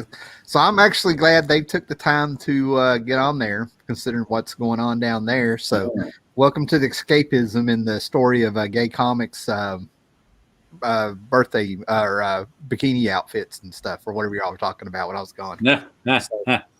We aim to please, you know. So I got a topic that may not be that interesting, but it's one of those things in comics that's bothered me since I was a kid. And it's a Roy Thomas retcon where he tries to make everything in continuity. You know what I'm saying? Oh yeah. If this doesn't go anywhere, it's okay. You know what I'm saying? But it's one of those things that's been in my mind since I was like 7 or 8 or whenever I found it out.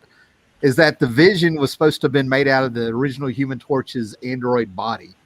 Right. Now, when I read that as a kid, I'm able to suspend my disbelief that men can fly, bullets can bounce off of them, and you can get bit by a spider and get powers and all this stuff.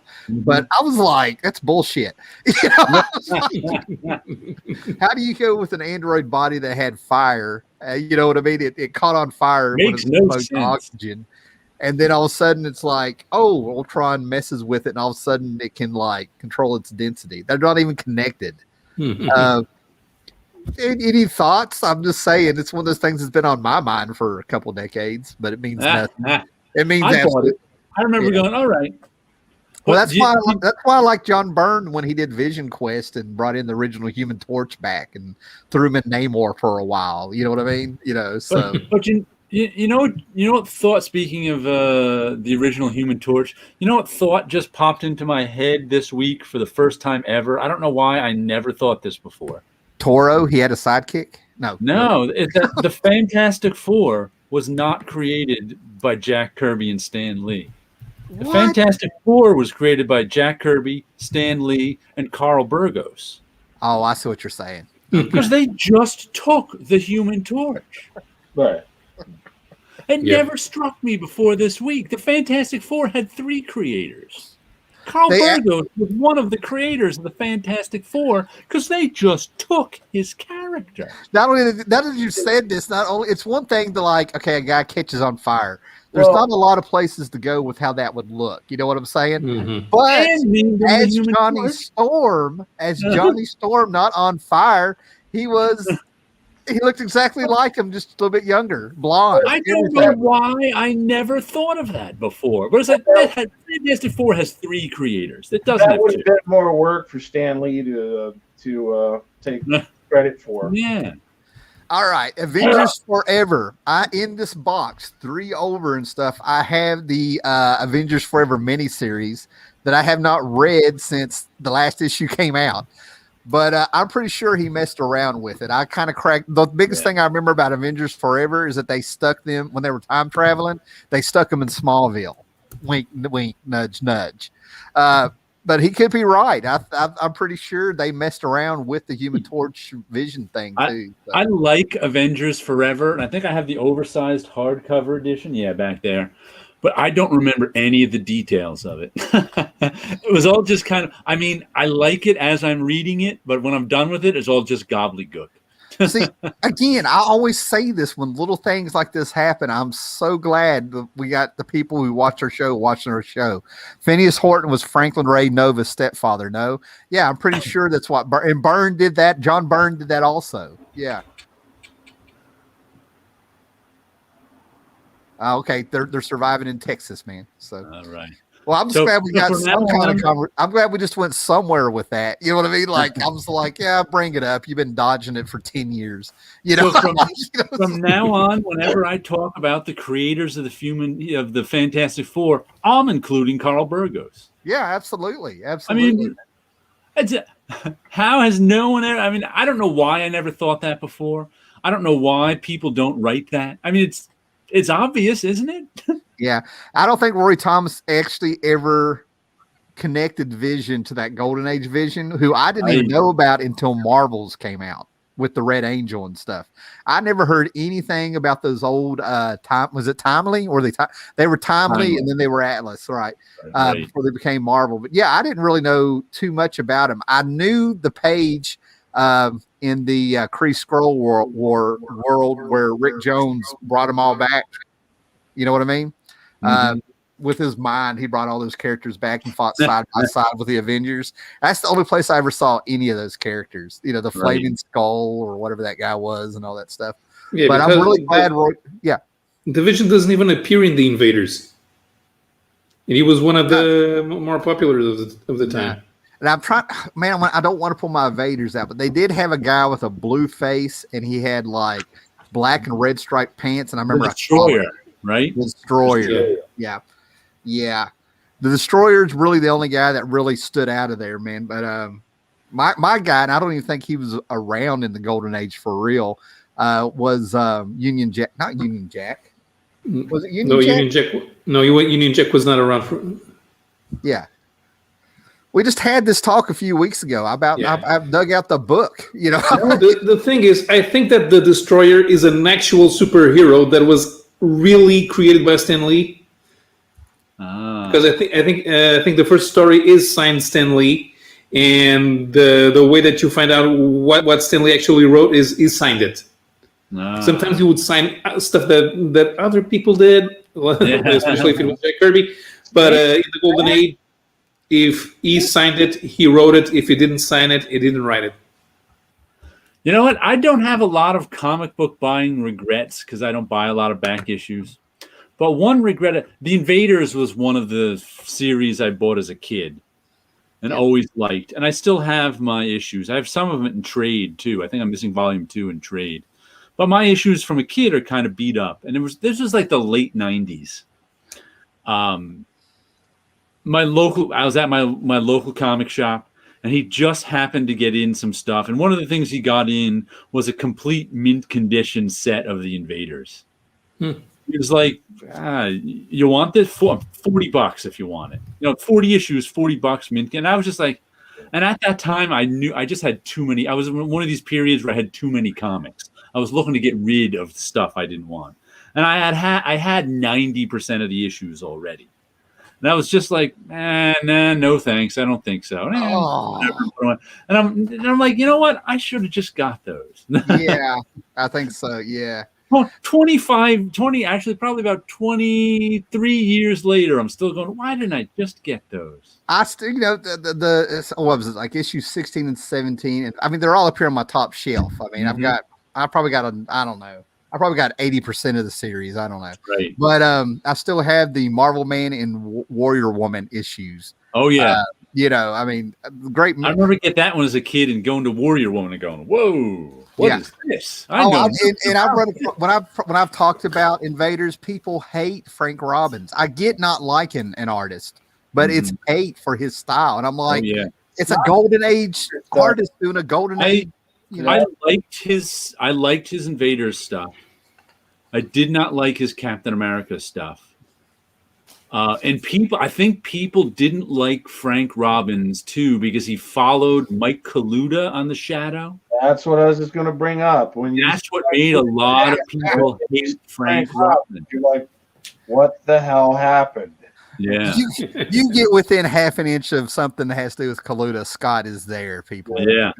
But I really think that's a reason that a lot of people hated Frank Robbins was that he followed Mike Kaluta's brilliant Shadow, and they just didn't like it. I guess. I don't know. Also, Frank Robbins' comic strip work is much, much better than most of his comic work. Yeah. My friend Ed has a Johnny Hazard original. Mhm. It's beautiful. I know I still have a Johnny Hazard trade here somewhere or something. I've got something. Oh man, this is getting juicy for me now. Right. This- But I think the Invaders was much more up his alley than Captain America. Like those Captain America issues, I just was not a fan of. And my friend Rob used to make fun of Frank Robbins all the time because he always drew teeth as one big block across somebody's mouth. You There's saw always what a big block going across. Somebody else Well- does that annoys the crap out of me, and I can't think of who it is. There's well, don't Baron Blood. Don't if the teeth of if Frank Robbins on teeth bothers you, don't get the issue where Baron Blood is showing how he puts in his false teeth. 'Cause his things don't retract. It's funny we went there. Okay, right. I got two of them real quick here. The Destroyer was a super soldier serum character. I have no idea. He was, and even in the 1940s stories, that's his origin. In many aspects, it copies straight from Captain America #1. The way I remember the Destroyer, besides just the aesthetic, just seeing him. I remember his costume looks kind of cool. Well, that's just it. For some reason, I remember and he felt like a pulp character out of those pulp novels like Doc Brass. There I go with my planetary. right. Doc Bronze and all those guys. He really had a pulp. I want to comment on this when we get around to another topic there. I have 3 of the 4 Invaders classics. I never got the second one because these are like 35 30 bucks. I feel like we need to take time to explain this comment, but this is awesome. In my old intros and my videos, I was behind a Fresh Kiss tribute band, and to get them to choke me and beat me down, all members of Kiss, I said, "Where's Vinny?" Yeah, that's awesome. Go ahead. I'm sorry, man. That was just too funny. Wow, boy, that's the comment of the year, I think. If there's any way to pin that comment, There he is with his false teeth. Hold on.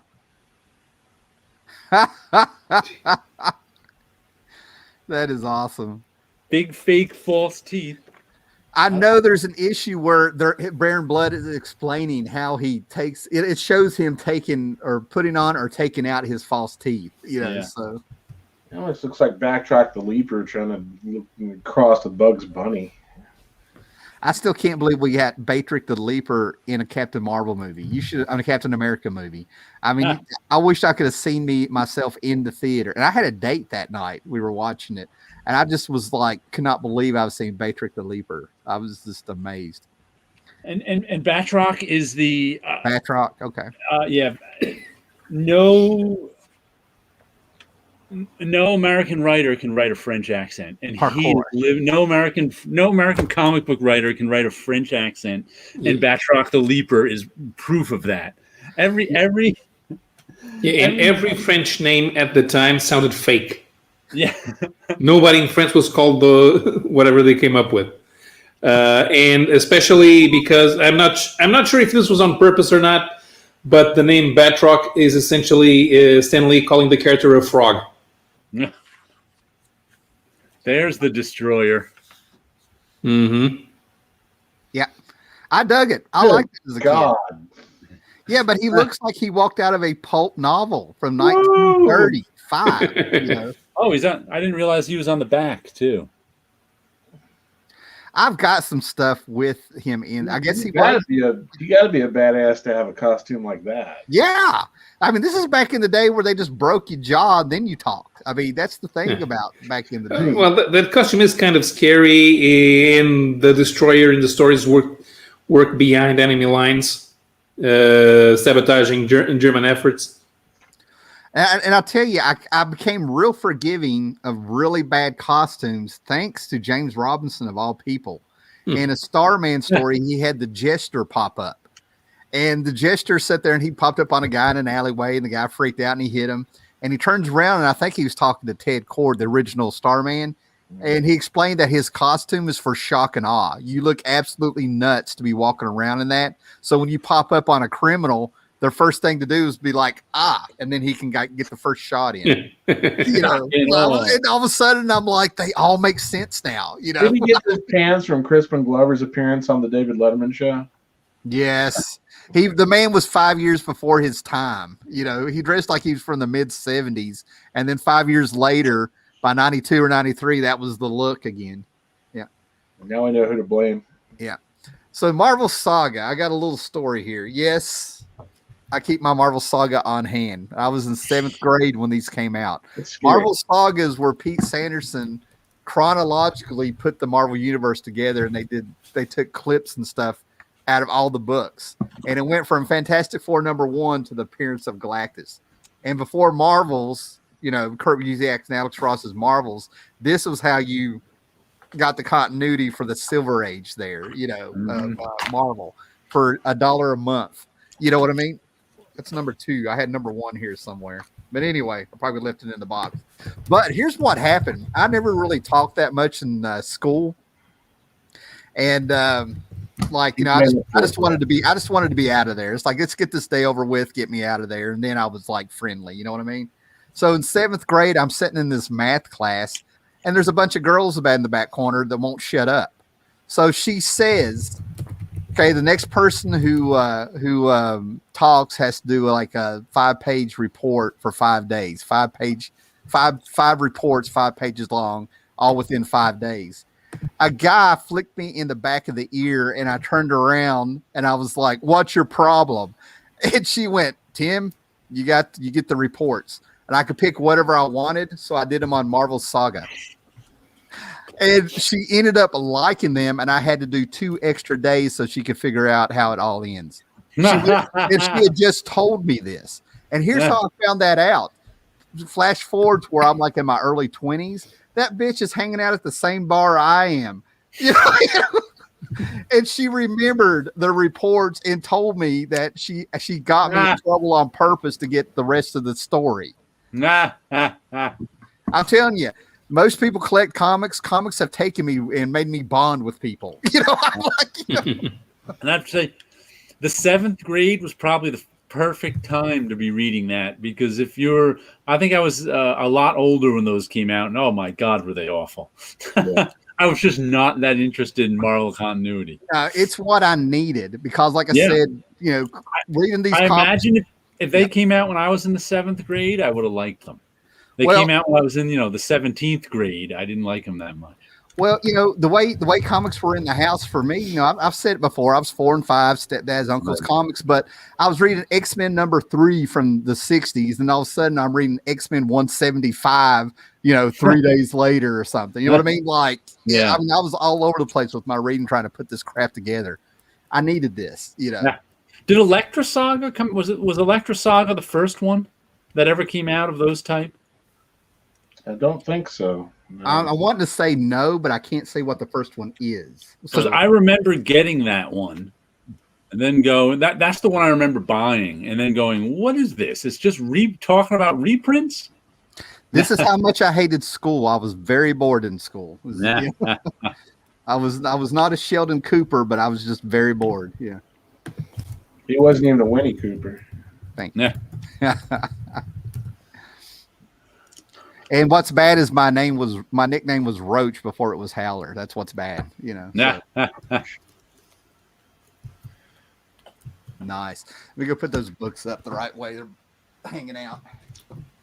Yeah, put those books back, mister. I hate it when your books hang out. Yeah.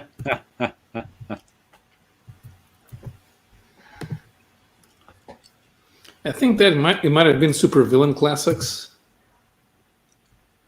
Supervillain Classics? Because it reprints bits and pieces from Fantastic Four and then of Galactus' origin in Thor, but then it's got some connecting art drawn by John Byrne. Yeah, but those Saga books weren't they were just like pick-up art and paragraphs of text. Yeah, and I think and this might be the first one. Supervillain Classics came out in 1983. It was one of those series of one-shots in a in a better looking format, like the Captain Marvel and Adam Warlock reprints. When did Electra Saga come out? I'm thinking Electra 83, maybe. Is that right? 1989. That was all the way on. No, I've got a Electra box. Saga? If I take the time, they're in 1 to 3 boxes beside of me. But for people who don't know what we're talking about, Electra Saga is where they did. I think it was like 4. Seriously, I think it was like 4 or 5 issues. Yeah, Where it was brand new covers by Frank Miller of Electra, but on the inside they took just the panels and the pages of Electra appearing in Frank Miller's Daredevil to tell her story. So not chronologically. Not technically a reprint, but they just put it all together. And there was blocks of text explaining stuff, right? Yeah. It was about 80% reprint. Yeah. I'm with Scott. I don't think that's the first one, but I couldn't think of the first one. I may be wrong. Yeah, I think it's Supervillain Classics. But I don't think Supervillain Classics was Electra Saga really 89? No, Electra Saga was 84. Marvel Saga was 86, right? Marvel Saga was 86. Electra Saga was 84. And 84. Supervillain Classics was 83. Yeah, I don't remember Supervillain. I don't even know what Supervillain is. It's the origin of Galactus.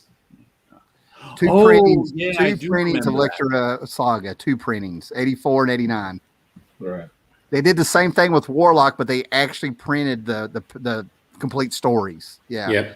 That's right. Did they give you the story? Was it that like the origin of Galactus or something? Yeah, the origin of Galactus has bits and pieces from Fantastic Four and Thor, and connecting art by John Byrne. Bob Layton. It has a Bob Layton cover. I have it. Yeah, I do remember that one. Origin. Yeah.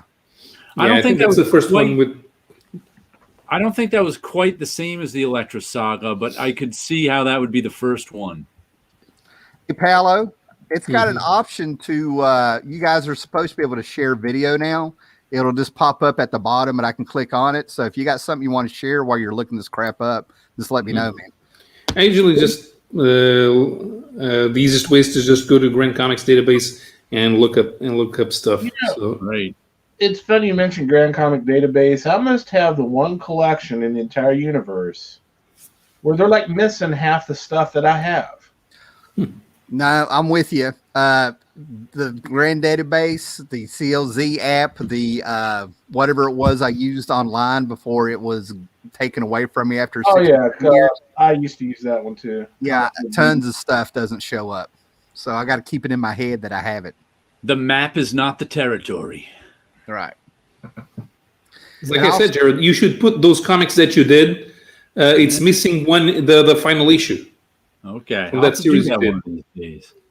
It's not just it doesn't have data. It's actually missing from the records. The other ones don't have data.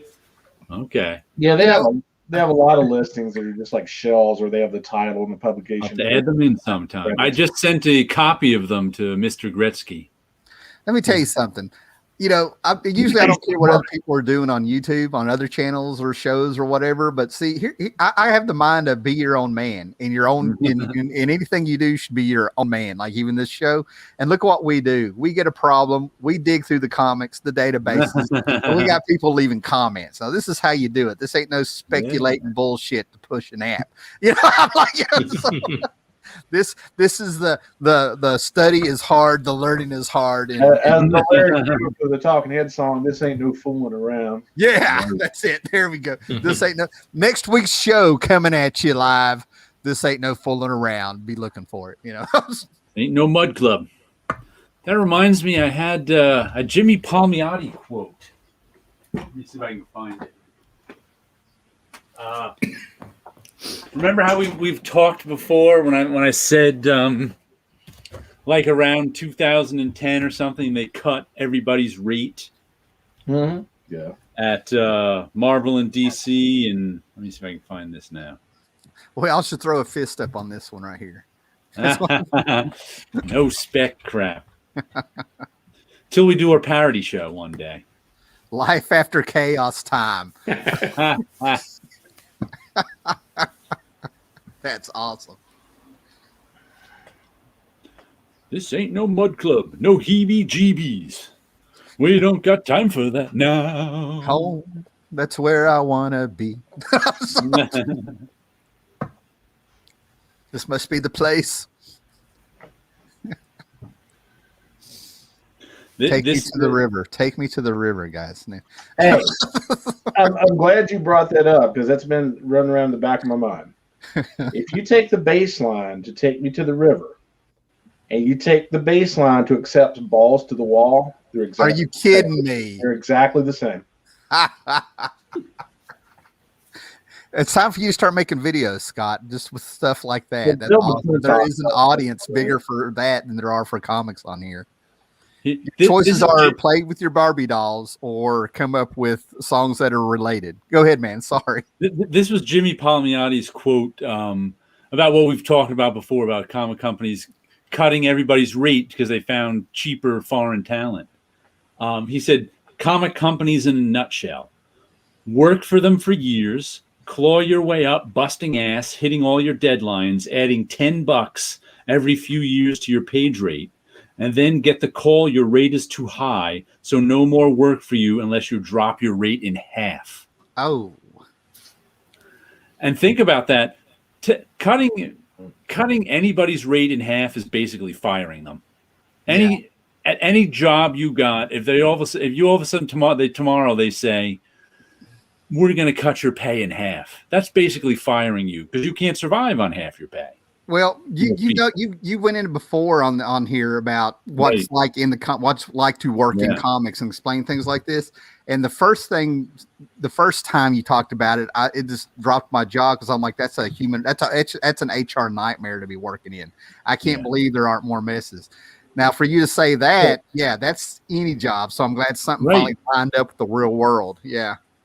Yeah, so that's what it's like working for, Marvel and DC, basically, when they told you, I mean, that's why all those guys dropped out of comics. Everybody dropped out of comics around that time, and we don't know anybody's names anymore. Yeah. Yeah, and apparently DC did something for the beginning of the new year where they actually made some kind of statement there'll be no more like superstar comic creators or something. Yeah. Now, but I thought that was a very interesting, from the trenches quote from Jimmy there. Because, absolutely. Yeah. The inker who figured out how to start making some real money in comics and went into writing and stuff. Yep. Yeah. And I feel bad because when I was talking to his wife, who was sitting right beside him at Heroes Con about her Silk Spectre miniseries and rock and roll and some of her past work and stuff, he tried to talk to me and I didn't brush him off because I was infatuated with his wife. It's just she had the more interesting conversation. And now the guy comes out with a deep quote like that. He should have pulled that on me. All right, we're going to leave this up here for Jared. We've actually talked about this, Jared, everybody, and now people are wanting it. Do the parody where you hype the potential value of comics. Well, I've got a list of stuff to hype.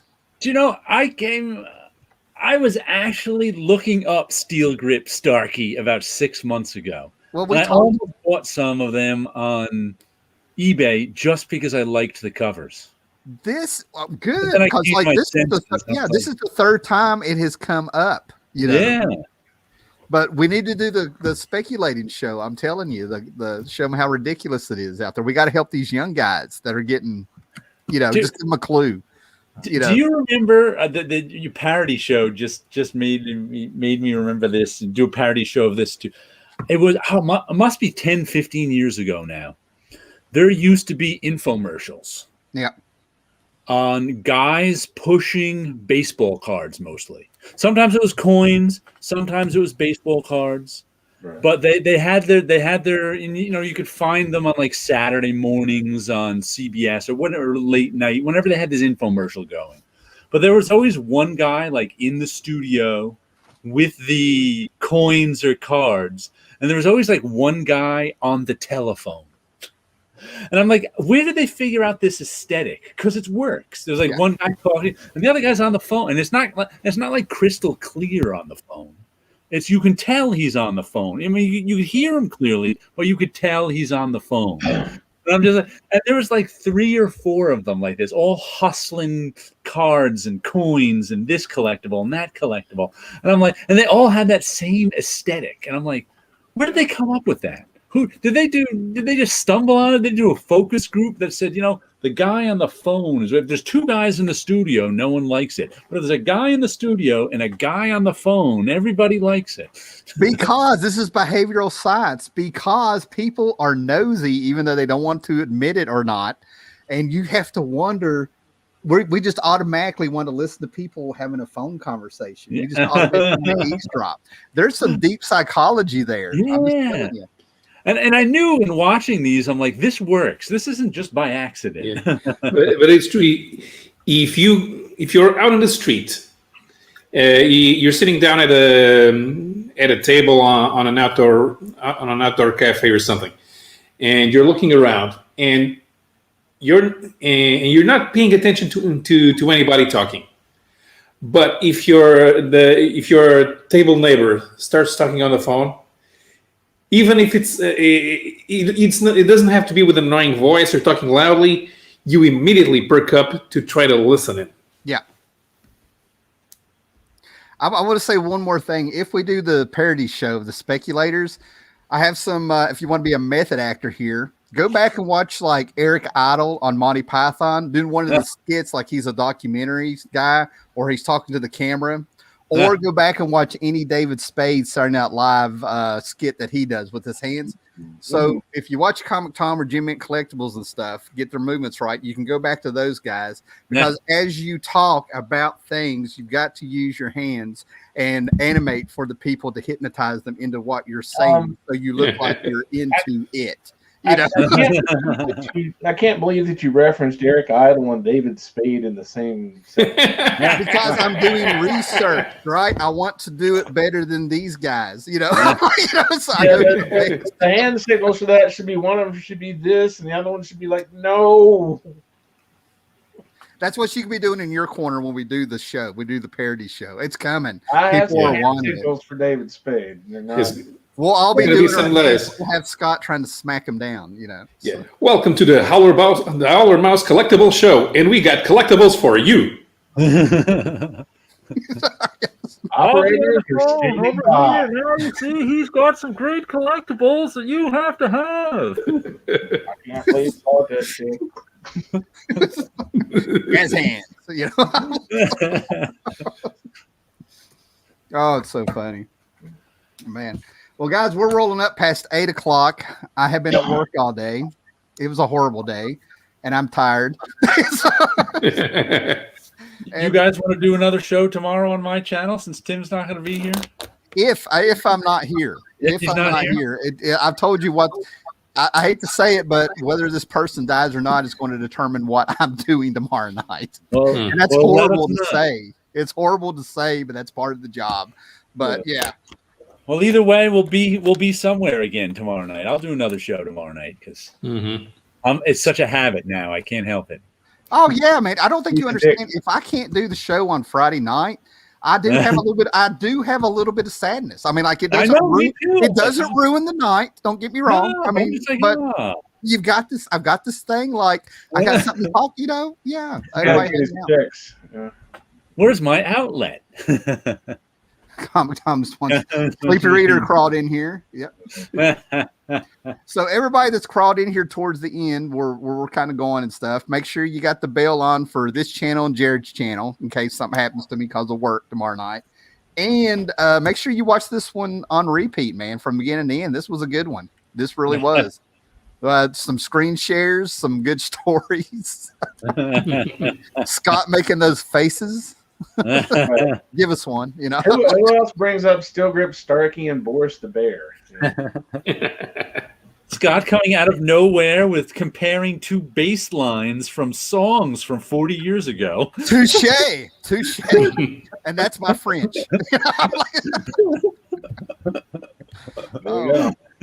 Putting chaos in the title was the best thing I ever done because I knew this is what it was going to be, man. All right. So everybody have a good night.